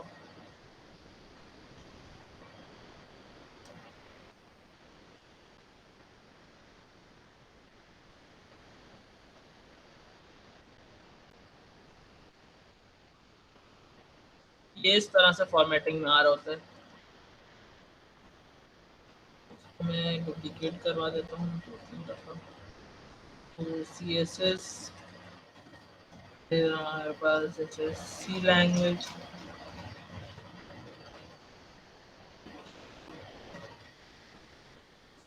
आ गई, पाइथन, जावा, ये सारे हमारे पास डेफिनेशन आ रही हैं कि ये इसकी डेफिनेशन ये है, इसकी ये डेफिनेशन है, इसकी डेफिनेशन है, सही है। तो ये सारी हमारे पास लिस्ट वाला जो काम है वो सारा हो गया। इसमें किसी को कुछ पूछना है लिस्ट में या किसी भी लिस्ट का कोई इशू है रिपीट करना है, ठीक है। No sir. जबरदस्त। अब हमारे पास है ब्लॉक्स के। ब्लॉक्स क्या होते हैं? ब्लॉक और इनलाइन में फर्क पता है किसी को? No sir. ठीक है, हमारे पास कुछ टैग्स हैं जो कि इनलाइन फॉर्मेटिंग हम लोग को दिखा रहे होते हैं, सही है। जैसे कि हमारे पास ये जितने भी टैग्स मैंने यहाँ यूज़ किए हैं सारे इनलाइन हैं। इनलाइन से मुराद कि मैंने पैराग्राफ का टैग है, पैराग्राफ के टैग के अंदर बोल्ड का टैग यूज़ किया तो उसने मुझे न्यू लाइन के ऊपर नहीं लेके गया, उसने नया पैराग्राफ कंटिन्यू नहीं करवाया, उसने क्या किया मुझे उसी लाइन के अंदर फॉर्मेटिंग करके दिया, ठीक है। तो ये इनलाइन फॉर्मेटिंग है, इनलाइन टेक्स्ट है, इनलाइन टैग है, ठीक है। अगर मैं चाहता कि मेरे पास ये लॉरम जो है ये एक अलग लाइन के ऊपर आ रहा हो और ये अलग, तो मुझे इसके लिए एक अलग टैग्स यूज़ कर रहे होते हैं, सही है। अब मेरे पास जैसे कि अब मैं यहाँ पे जैसे ये टैग्स उठाता हूँ, हमारे पास ब्लॉक के लिए ना दो, मैं यहाँ पे पहले हेडिंग डाल देता हूँ H1,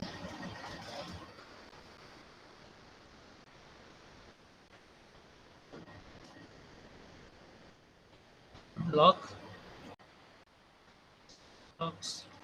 ब्लॉक्स क्या होता है हमारे पास?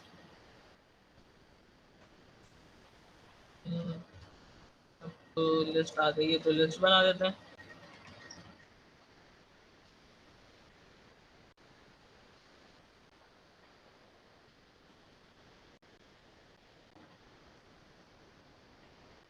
जब नेक्स्ट क्लास में आप लोग इसकी जो मैं इस तरह से लिख रहा हूँ नहीं, सिर्फ आप लोगों के लिए लिख रहा हूँ कि इस तरह से भी हम लोग चीज़ें लिख सकते हैं डायरेक्ट, बिना इमिट्स के, बिना कोड यूज़ किए हुए, इस तरह से भी वेब पेज बनते हैं, सही है। शुरू में हम लोगों ने काफ़ी टाइम हम लोगों ने बल्कि इसी तरह से ही सबलाइन पे या सबलाइन पे भी वो बता रहा होता है कि ये टैग है। तो कंप्लीट ऑटो कंप्लीट वाला भी शुरू में नहीं यूज़ करना प्रेफर्ड होता है।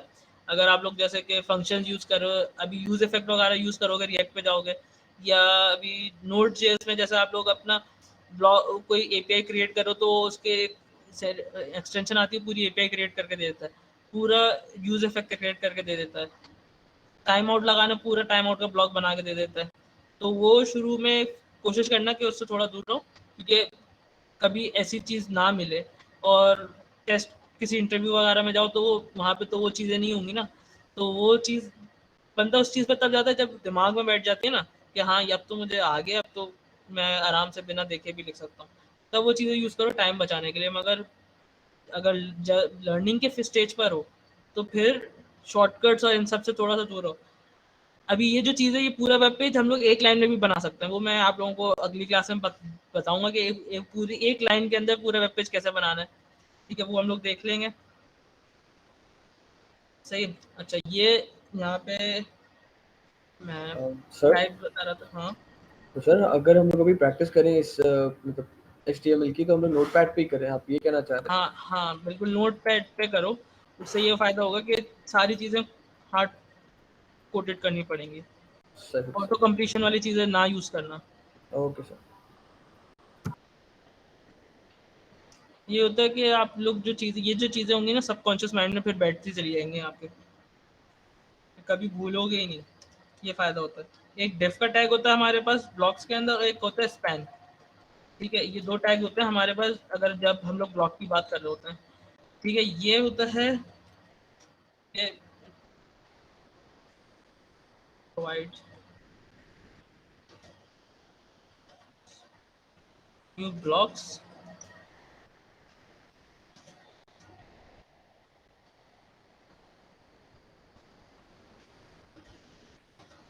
similar।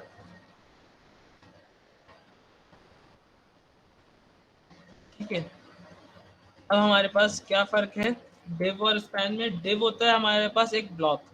ठीक है, अगर मैं कोई भी कोड या कोई टेक्स्ट लिख रहा हूँ, सही है, मैंने उसको डिव के अंदर डाला है, उसको अलग अलग डिव में डाला, तो क्या करेगा, अलग अलग लाइनों पे आया होगा। अगर मैं स्पैन बना के किसी भी टेक्स्ट में सेम मल्टीपल स्पैन यूज़ किए हैं ना, तो वो एक ही लाइन में आ रहे होंगे। मैं करके दिखाता हूँ तो ज़्यादा समझ आएगा। ठीक है, अब हम लोग क्या करते हैं, एक डिव का टैग बना देते हैं।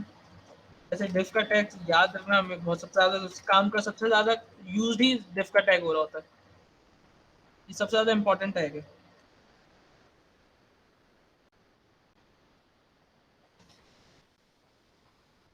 ठीक है, अब मैं यहाँ पे मल्टीपल डिव्स यूज करता हूँ।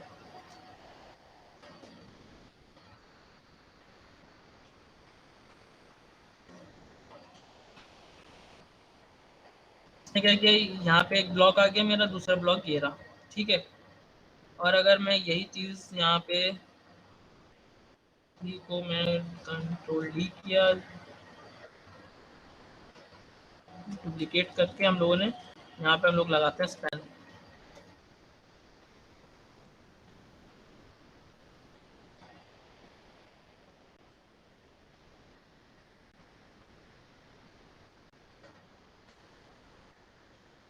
ये समझ नहीं आ रहा।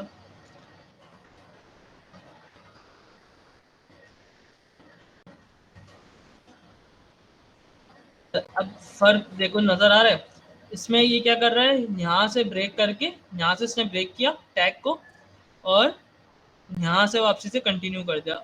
स्पैन ने क्या किया, स्पैन यहाँ तक गया, ये देखो यहाँ से इसने ब्रेक कहीं पे भी नहीं करे, बल्कि यहाँ पे ब्रेक होना था ना, इसने ये वाला जो वर्ड है, इसने उसको कंटिन्यू ही रखा हुआ है। ठीक है, कहीं ब्रेक नहीं कर रहा है ये। तो इसमें ये फर्क होता है कि स्पैन का टैग और डिफ का टैग। फर्क समझ आया या क्लियर नहीं हुआ है कि स्पैन क्या है, डिफ क्या है? यस सर, आएगा समझ। सर रिपीट ठीक कर है, दें पर प्लीज। सही है। डिफ का टैग हम लोग तब बना रहे होते हैं जब हम लोगों को पूरे ब्लॉक्स बनाना है। ठीक है, एक ब्लॉक बनाना है, और अच्छा सिर्फ डिफ का टैग यहाँ पे यूज नहीं होता। डिफ का टैग हम लोग सिंपल किसी लिस्ट आइटम्स लिस्ट है हमारे पास जैसे, ठीक है, हम लोग लिस्ट डिफ के अंदर शो कर सकते हैं। ये वाली जो हमारे पास लिस्ट है,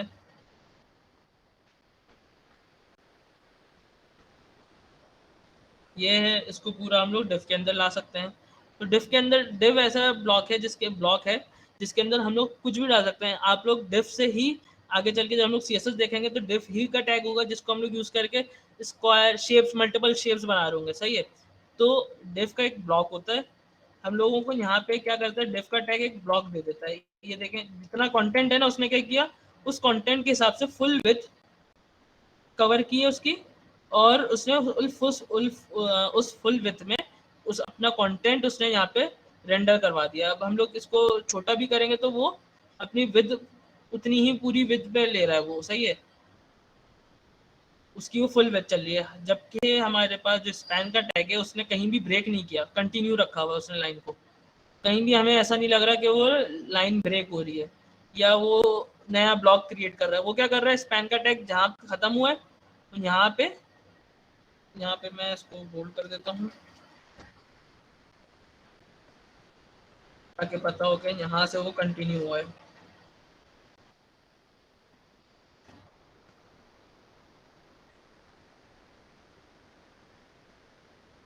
यहाँ से वो कंटिन्यू हो रहा है। वो अगर हम लोग इसको यहाँ लेके जाते हैं ये देखें यहाँ पे इसने नई लाइन के ऊपर, अगर ये स्पैन का टैग था उसने क्या किया उसको कंटिन्यू रखा है। तो स्पैन का टैग होता है इनलाइन टैग। स्पैन का टैग हम लोग कब यूज़ करते हैं, एक ये बात आती है कि फ़र्क क्या है हम लोगों के पास बाकी इटैलिक और ये सारे टैग्स हैं। तो स्पैन का टैग हम लोग क्यों यूज़ कर रहे होंगे, कब यूज़ कर रहे होंगे? तो स्पैन का टैग हम लोगों को तब यूज़ करना होगा जब हमारे पास कोई भी फॉर्म टेक्स्ट लिखा हुआ है या कोई भी ऐसी चीज़ है, कोई आइटम एलिमेंट हो सकता है, लाइक कोई स्टार है या स्क्वायर है या कोई नंबर है, कोई भी एलिमेंट, कोई भी ऐसी चीज़ जो यहाँ पे रेंडर हुई भी है, हम लोगों को उसको ऐसे एडिट करने को नेक्स्ट लाइन पे ना जाए, सही है, वो जिस फॉर्मेट में है उसी फॉर्मेट में रहे और उसको हम लोग चेंज कर रहे हो। जैसे कि अब हम लोग क्या करते हैं, यहाँ पे मैं कोई भी वर्ड उठा लेता हूँ, यहाँ पे हम अभी जैसे ये पैराग्राफ है, उस पैराग्राफ के अंदर मैंने एक स्पैन का टैग लगा दिया।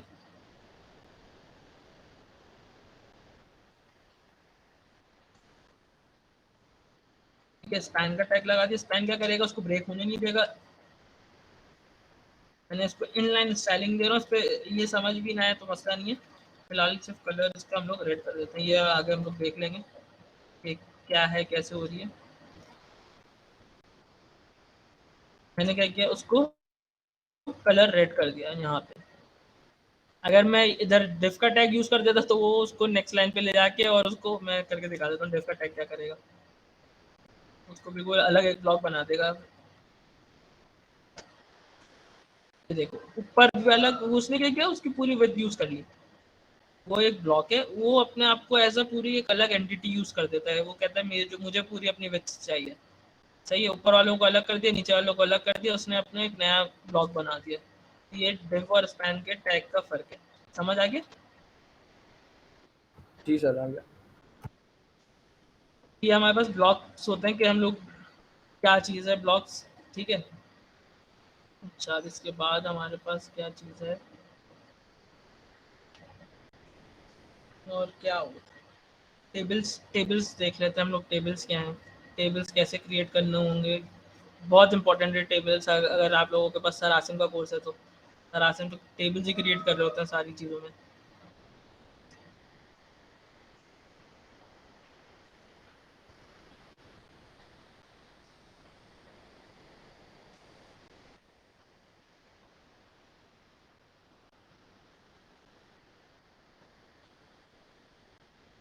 अच्छा सर, इसके बाद आप फॉर्म्स भी बता दिएगा। सर आसिम ने फॉर्म्स पढ़ा रहे थे HTML के ना, तो जी वो जी जी, हमें फॉर्म्स भी करवाने हैं मुझे, वो भी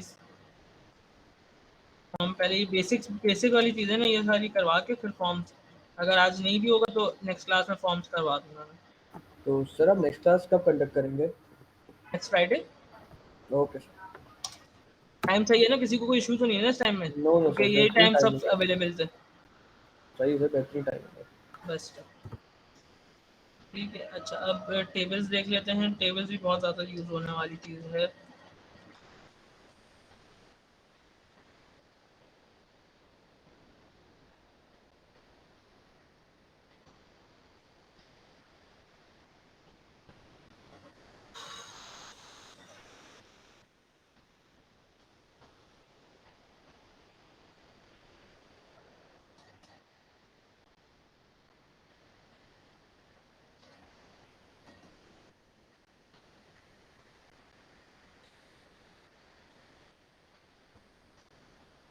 ठीक है हम लोग देख लेते हैं टेबल्स क्या है हमारे पास और कहाँ पे कैसे कब यूज़ हो रहे होते हैं, ठीक है। तो अब सेम वैसे ही है जैसे हमारे पास वर्ड में होते हैं, एक्सेल के अंदर टेबल्स क्रिएट कर रहे होते हैं ना हम लोगों के पास ऑप्शंस होते हैं, जो जो ऑप्शन वहाँ होते हैं वो सारे ऑप्शन हमारे पास यहाँ पे भी होते हैं वैसे ही, ठीक है। हम लोग स्पैन वाला वो 2-3 कॉलम्स को मर्ज कर सकते हैं, वो सारी चीज़ें होती हैं, ठीक है। अब हम लोग को ये देखना है कि यूज़ कहाँ पे कर रहे होंगे। शुरू में ये मैं बोलूँगा कुछ लोग जैसे पहले की वेबसाइट्स बनती थी ना हमारे पास, सॉरी पहले की जो वेबसाइट थी हमारे पास, उनका जो पूरा स्ट्रक्चर लेआउट होता था टेबल्स के ऊपर बेस करता था। वो हम लोग आगे देखेंगे, वो एडवांस चीज़ है, मगर टेबल्स की इंपॉर्टेंस बता रहा हूँ कि कहाँ कहाँ यूज़ होते हैं टेबल। वैसे तो कंटेंट जहाँ पे भी कंटेंट आपका रेंडर होना है, जैसे अभी आप लोग एजेक्स के थ्रू कंटेंट रेंडर करवा रहे होगा, सब टेबल के अंदर ही आ रहा होगा, सारा टेबल के अंदर उसकी रोज को आप लोग मैप करवा के सारा टेबल वहाँ पे आइटरेट हो रही होती है, ठीक है, तो टेबल जहन में होना ही चाहिए कि कैसे बनते हैं, और अगर चीज़ें इसमें एडिटिंग वगैरह करनी है तो कैसे करनी है। ठीक है, टेबल के हमारे पास जो बेसिक टैग्स हैं, एक तो सबसे पहले हम लोग टेबल ही आएगा, table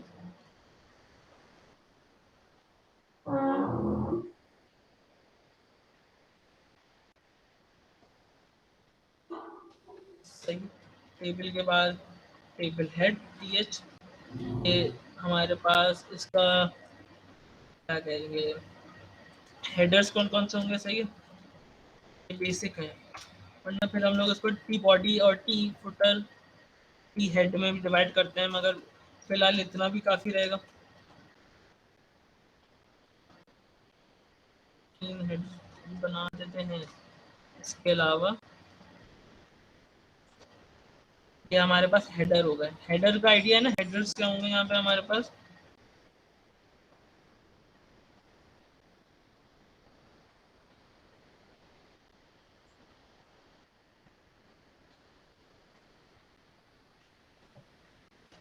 first row of the table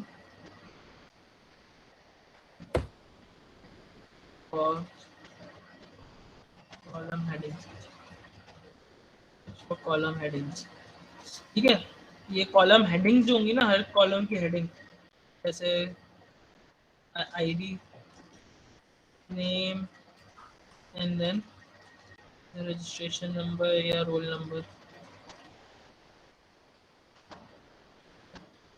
इसको देखते हैं कैसा आ रहा है।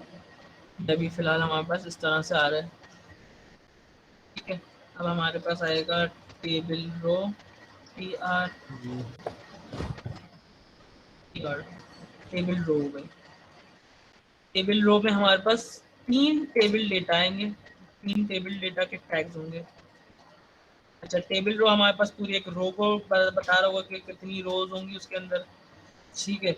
अब टी डी टेबल डेटा होगा, टेबल डेटा के कितने हमारे पास टैग्स होंगे,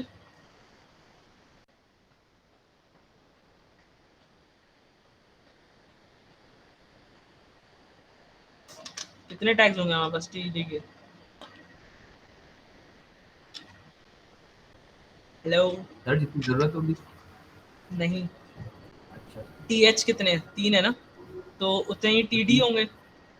हाँ टी होता है कि इसके रिस्पेक्टिव अंडर कितने हमारे पास डेटा है ना, तो 3 हेड्स हैं तो 3 डेटा होगा। हमारी बात जितना दिल चाहे वो चीज़ है रोज के साथ, हम लोग जितनी रोज बनाना चाहें बना लें। पर टेबल डेटा जो है टी वाली जो है, वो तो हेड जितने होंगे उतने ही बनेंगी। अब मैं जितने चाहूँ, ये अच्छा नहीं लग रहा, तो स्पेस दे के बनाती हूँ। सब इसका लग रहा है, ठीक है। अब ये हम लोग जितनी भी चाहें उतनी रोज बन सकती हैं।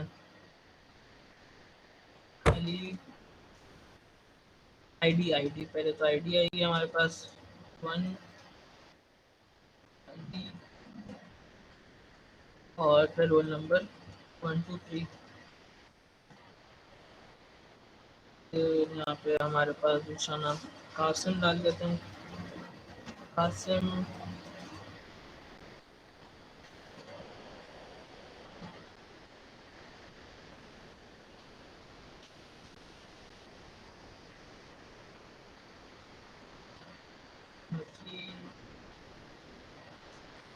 प्रदेश, यहाँ पे कुमार।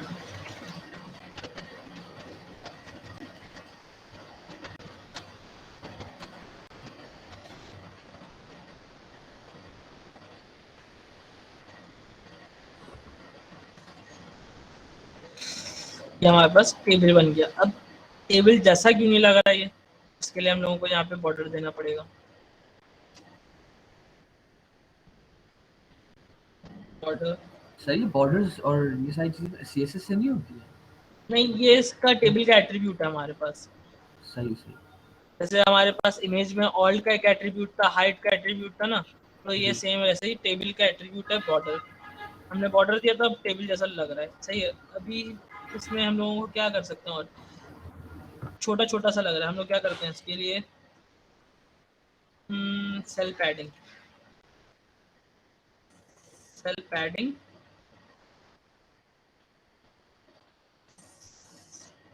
हमारे पास एक सेल पैडिंग होगी और सेल स्पेसिंग आती है। अच्छा, पैडिंग और मार्जिन में आइडिया है आप लोगों को?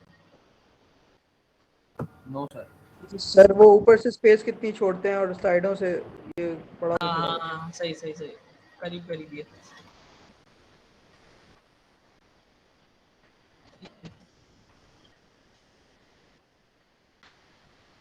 अब सेल पैडिंग हमारे पास क्या बता रही है कि अगर हम लोग इसको 10 कर देते हैं तो फर्क वाज़ेह हो जाएगा कि हमारे पास जो ये डेटा है, जैसे अली लिखा हुआ है ना, अली के अराउंड, लाइक अली और बाकी जो वॉल्स हैं उसकी अगर मैं इसको हटा देता हूँ तो फर्क और समझ आएगा। देखो अब छोटी हो गई है अली और उसके ऊपर, देखो बिल्कुल भी जगह नहीं है। ठीक है, हम लोग ये थोड़ी स्टाइलिंग के हिसाब से अच्छा लगता है। अब देखो अली के चारों तरफ 10px का उसने जगह छोड़ दी है, तो सारा डेटा थोड़ा साफ, रीडेबिलिटी बढ़ गई है, टेबल खुला खुला लग रहा है। सेल स्पेसिंग हमारे पास कौन सी है कि जो ये आपस में सेल्स हैं इसके दरमियान कितनी स्पेसिंग होनी चाहिए, ये हम लोग डिफाइन कर रहे हैं। एक तरह से इसकी प्रॉपर एट्रीब्यूट्स हैं कि हम लोग बता रहे हैं कि कितने, किस तरह से हम लोगों का होना चाहिए, तो ये इस तरह से बन जाएगा।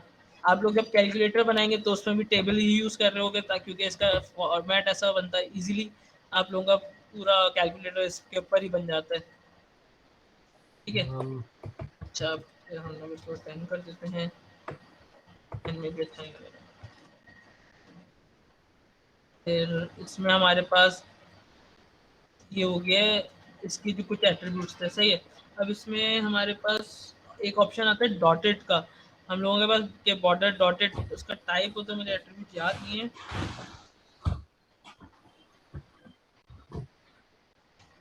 टाइप नहीं होता, उसका कुछ और होता है, नहीं वो कुछ और होगा, मगर उसमें बॉर्डर्स भी चेंज हो जाते हैं। और इसमें हम लोग अगर इसका और बढ़ाएंगे तो इसकी साइज बढ़ जाएगा बॉर्डर का, कि बॉर्डर कितने इसकी कितने px का बॉर्डर होना चाहिए। फिर अगर हम लोग इसमें बीजी कलर लगाते हैं,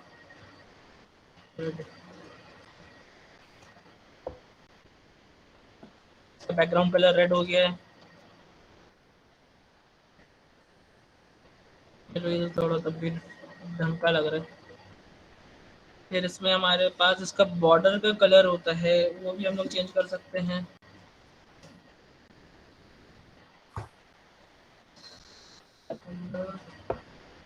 ब्लू कर देते हैं। ये जो बॉर्डर्स, ये बॉर्डर और ये अंदर वाले जो बॉर्डर्स है उनका भी कलर ब्लू हो गया। ठीक है, ये यहाँ पे वैसे आप लोग बैकग्राउंड में पिक्चर भी लगा सकते हो अपनी चाहो तो, कि यहाँ पे बैकग्राउंड में ये जो यहाँ पे यूआरएल आ जाता है पिक्चर का। ठीक है, तो ये हमारे पास इसकी कुछ एट्रीब्यूट्स थे जो टेबल के यूज़ होते हैं। ऐसे तो हम लोग करते ही नहीं है यूज़, ये जो सारी चीज़ होते हैं ये CSS के थ्रू कर रहे होते हैं हम लोग। तो ये फॉर बेसिक कभी कभार हो सकता है ज़रूरत पड़ जाए, तो ये इसकी बेसिक एट्रीब्यूट्स हैं। फिर इसके बाद हमारे पास जो, अब हम मेरे पास है row span and column span, वो क्या होता है। अब मैं चाहता हूँ कि जैसे कि ये ये जो स्टूडेंट है, यहाँ से मैं ये चाह रहा हूँ कि ये जो हृदय है ये पूरी पूरी रॉ में आ रहा हो। ठीक है, ये पूरी रॉ कवर कर रहा हूँ, तो उसके लिए मुझे कितने ये कॉलम चाहिए होंगे, 1 2 3 कॉलम चाहिए होंगे। तो मैं क्या करता हूँ यहाँ पे, ये हृदय है, यहाँ पे मैं ऑल स्पैन लगाता है, ठीक है, देखते हैं क्या होता है। तो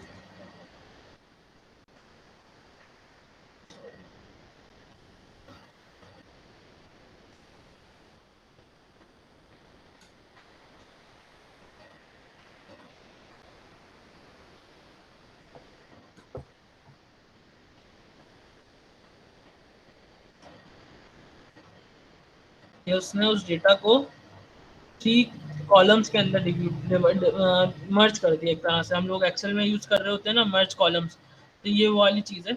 हम लोगों ने क्या किया, हृदय को तीनों कॉलम्स के अंदर मर्ज कर दिया, तीनों कॉलम्स को मर्ज करके हृदय बीच में लिख दिया। ठीक है, तो ये कॉलम स्पैन हो गया। ये जब हम लोग कोई वो ऐसी वेबसाइट बना रहे होंगे ना जहाँ पे एट्रीब्यूट्स भी है, प्रॉपर्टीज भी है, इमेजेस भी है, मल्टीपल प्रॉपर्टीज हैं एक उसकी, जैसे कि 1 है उसके साथ यहाँ पे मल्टीपल कॉलम्स देने हैं हमें, तो ये वहाँ पे बहुत ज़्यादा यूज हो रहा होता है। ठीक है, ये हो गया हमारे पास। इसके अलावा हमारे पास जैसे यहाँ पे मैं चाहता हूँ एक नंबर हो, इन दोनों की आईडी सेम है हमारे पास बिल फर्स्ट, तो हम लोग यहाँ पे क्या करते हैं, रो स्पैन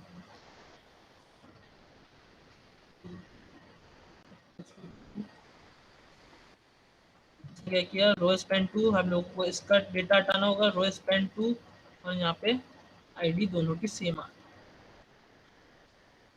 अब दोनों की सेम आईडी आ रही है, और अली और कासिम, ये होती है हमारे पास रॉ स्पैन। हम लोग 2 रो को मर्ज कर रहे हैं, यहाँ पे हमारे पास कॉलम स्पैन, हम लोग 3 कॉलम्स को मर्ज कर रहे हैं। ये वाली चीज़ समझ आई है, रॉ स्पैन एंड कॉलम। ये तब और ज़्यादा क्लियर होगा जब आप लोग प्रैक्टिस कर रहे होगे ना, तो ये चीज़ें करके देखना कि क्या फ़र्क पड़ रहा है दोनों में और किस तरह से चीज़ें चेंज हो रही हैं। इसके ऊपर भी एक असाइनमेंट होगा कि कैसे करना है, वो जब मैं दूंगा तो आप लोगों को भेज दूंगा। तो एक वेब पेज बनाना होगा, उसमें यही चीज़ें यूज़ हो रही होंगी। आइडिया होगा इसका क्या है ये इसमें कुछ पूछना है? जी सर, नहीं sir, okay. Row span and column span clear है? Yes sir, clear. ठीक है। अच्छा, इससे मैंने जैसे बताया ना, इससे हम लोग क्या कर रहे होते हैं, आप लोग पूरी वेबसाइट जो है ना इसके ऊपर क्रिएट कर सकते हैं हम लोग। सही है, वो उससे क्या फ़ायदा होगा हमारे पास, हम लोग क्या कर रहे होंगे, जैसे हमारे पास हमें एक साइड बार बनाना है, हमारी जैसे एक वेबसाइट है, सही है, उसमें साइड बार होगा, तो हम लोग क्या करेंगे, जो फर्स्ट कॉलम है हमारा पूरा साइड बार बन जाएगा। उसके अलावा हमारे पास जो दूसरी जो लेफ्ट साइड पे जगह है, सॉरी राइट साइड पे जो जगह होगी, वो हमारे पास बाकी के कॉलम्स होंगे। ठीक है, अब चाहो आप उसको 12 के कॉलम्स में डिवाइड करो या 6 के कॉलम में डिवाइड करो, तो उसमें आप लोगों की जो वेबसाइट होगी ना वो रिस्पॉन्सिव भी होगी, और चीज़ें जो है वेल डिफाइंड होंगी, चीज़ें क्लटर नहीं हो रही होंगी। तो उससे थ्रू वेबसाइट बनाने की कोशिश करना। ठीक है, काफ़ी चीज़ें उससे समझ आएंगी किस तरह होना है, क्योंकि टेबल का कॉन्सेप्ट बहुत ज़्यादा यूज़ होने वाली चीज़ है। टेबल ऐसा चीज़ है जो आप हर जगह ही यूज़ कर रहे होगे, तो ये याद रखने वाली चीज़ है कि ये याद हो जाए, ऐसा ऐसा इसको प्रैक्टिस करना। ठीक है, अब हमारे पास क्या है, अच्छा अभी और करवाऊँ या अभी इनफ है आज का? सर इनफ है आज का। चलो सही है, फिर अभी हम लोग यहाँ पे ख़त्म करते हैं। आप लोग इतना जो है ना इसकी प्रैक्टिस कर लेना। ठीक है, नेक्स्ट क्लास में हम लोग क्या करेंगे, फॉर्म्स में आती फॉर्म्स करवा देंगे। ठीक है, फॉर्म्स के बाद हम लोग CSS पे शिफ्ट कर जाएंगे, और इसमें अगर किसी को कुछ पूछना हो तो पूछ लेना। आप लोगों को मैं एक वेबसाइट भेजूंगा, सही है, हम लोगों को क्या करना होगा, पूरी हम लोग क्या सिर्फ HTML यूज़ करके एक वेब पेज बना रहे होंगे या वेबसाइट बना रहे होंगे, सिर्फ ओनली HTML। तो ऐसा बन सकती है, क्योंकि जब वेब 1 आई थी तो उसमें CSS तो थी नहीं हमारे पास इतनी, तो लोग जो है पूरी पूरी वेबसाइट्स हमारी सिर्फ HTML में बनती थी। तो मैं कुछ चीज़ें ऐसी भेज दूंगा, ठीक है, उसको देख के आप लोगों को पूरी एक वेबसाइट क्रिएट करनी होगी। अच्छा, इसके और भी टैग्स होंगे, आप लोगों को कुछ टैग मैंने कवर नहीं करा, मैंने वो टैग्स कवर करवाए हैं जो आप लोगों को अभी FYP में भी यूज़ करने होंगे, अभी प्रोजेक्ट्स में यूज़ कर रहे होंगे आप लोग, तो वो चीज़ें कवर करवाई हैं। सही है, इसके अलावा जो इसके दूसरे टैग्स हैं, ठीक है, वो आप लोग खुद भी एक्सप्लोर कर सकते हो, W3 स्कूल पे टैग्स भरे हुए हैं। सही है, यहाँ पे जाओगे देखो टैग्स ही टैग्स हैं सारे, अब इतने सारे टैग्स हैं। अब कोई चीज़ कभी काम ज़रूरत पड़ती है, ठीक है, तो वो यूज़ करनी है, हम आए यहाँ पे सर्च किया, वो टैग हम लोगों ने यहाँ पे देखा, चाहिए ये टैग इस काम के लिए होता है, तो हम लोगों ने वो टैग यूज़ कर लिया। अच्छा, मैंने एक चीज़, बस एक लास्ट चीज़ बता देता हूँ, भूल गया मैं बताना, अभी याद आया मुझे, कि हमारे पास कुछ चीज़ें होती हैं, जैसे हमारे पास हेड और बॉडी हम लोग अलग अलग कर रहे होते हैं ना, तो सेम एज इट इज़ मैं एक काम करता हूँ, नई एक और फाइल बना देता हूँ।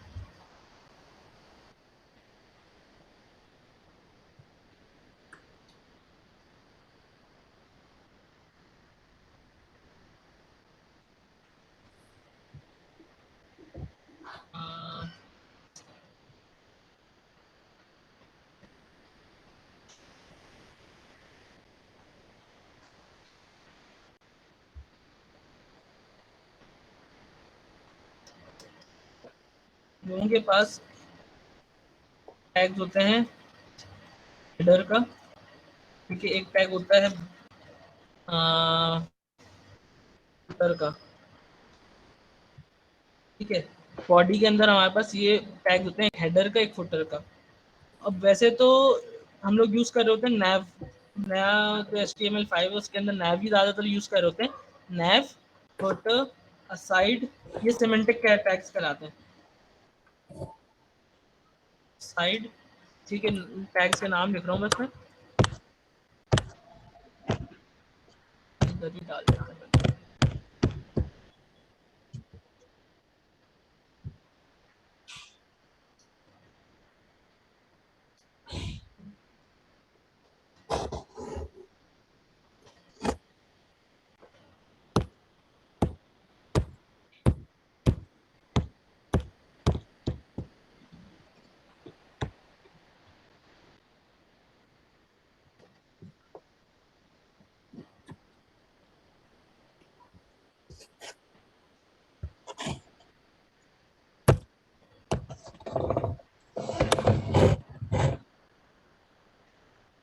हेडर, नैव, नैव का ज़्यादातर यूज़ करते हैं, नैव, फुटर, असाइड,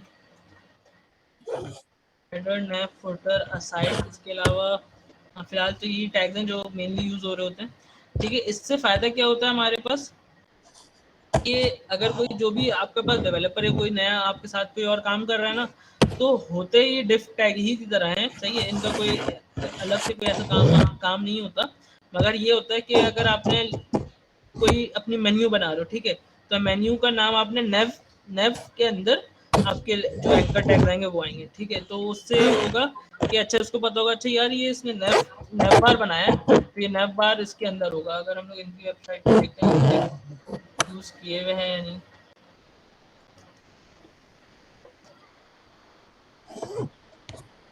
इन लोगों ने div हीव के ऊपर पूरी वेबसाइट बनाई है। हाँ, इनकी पूरी वेबसाइट div के ऊपर है। फुटर यूज किया होगा शायद इन लोगों ने एंड में।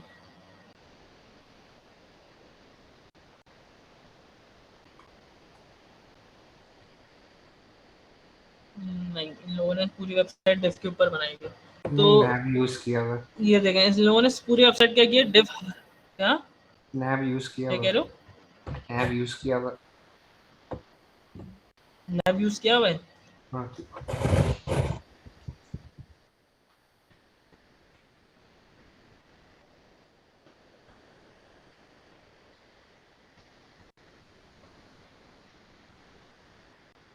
नहीं, ये इनका नैव बार यही है, इनका नैव बार ये है, इन लोगों ने ये नैव उसको का div टैग मुझे की ही दिखा अंदर था डाल इसमें। के यूज किया।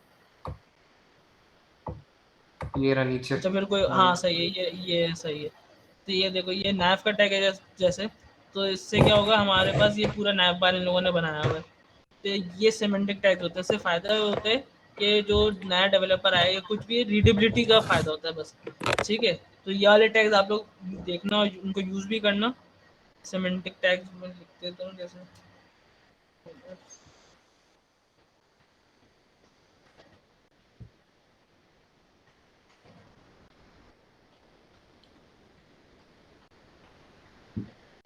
ये देखें सेक्शन के भी, हाँ सेक्शन के आते हैं, आर्टिकल, असाइड, असाइड, ये जो है, ये अगर हम लोगों को बनाना है तो हम लोग इसके लिए असाइड का टैग यूज़ कर सकते हैं। असाइड यूज़ करने से फ़ायदा होता है, उसको पेज को ना ब्रेक कर देता है। हम लोग फ्लोट लेफ़्ट या राइट की वो देंगे तो वो उसको लेफ़्ट या राइट में ले जाएगा, सही है। तो हेडर, नैव और सेक्शंस ब्रेक करते हैं अपने कंटेंट को, फिर आर्टिकल, असाइड और फुटर, ये जो है ना, ये वाले टैग्स इंपॉर्टेंट है। मैं इसकी इमेज भी डाल देता हूँ।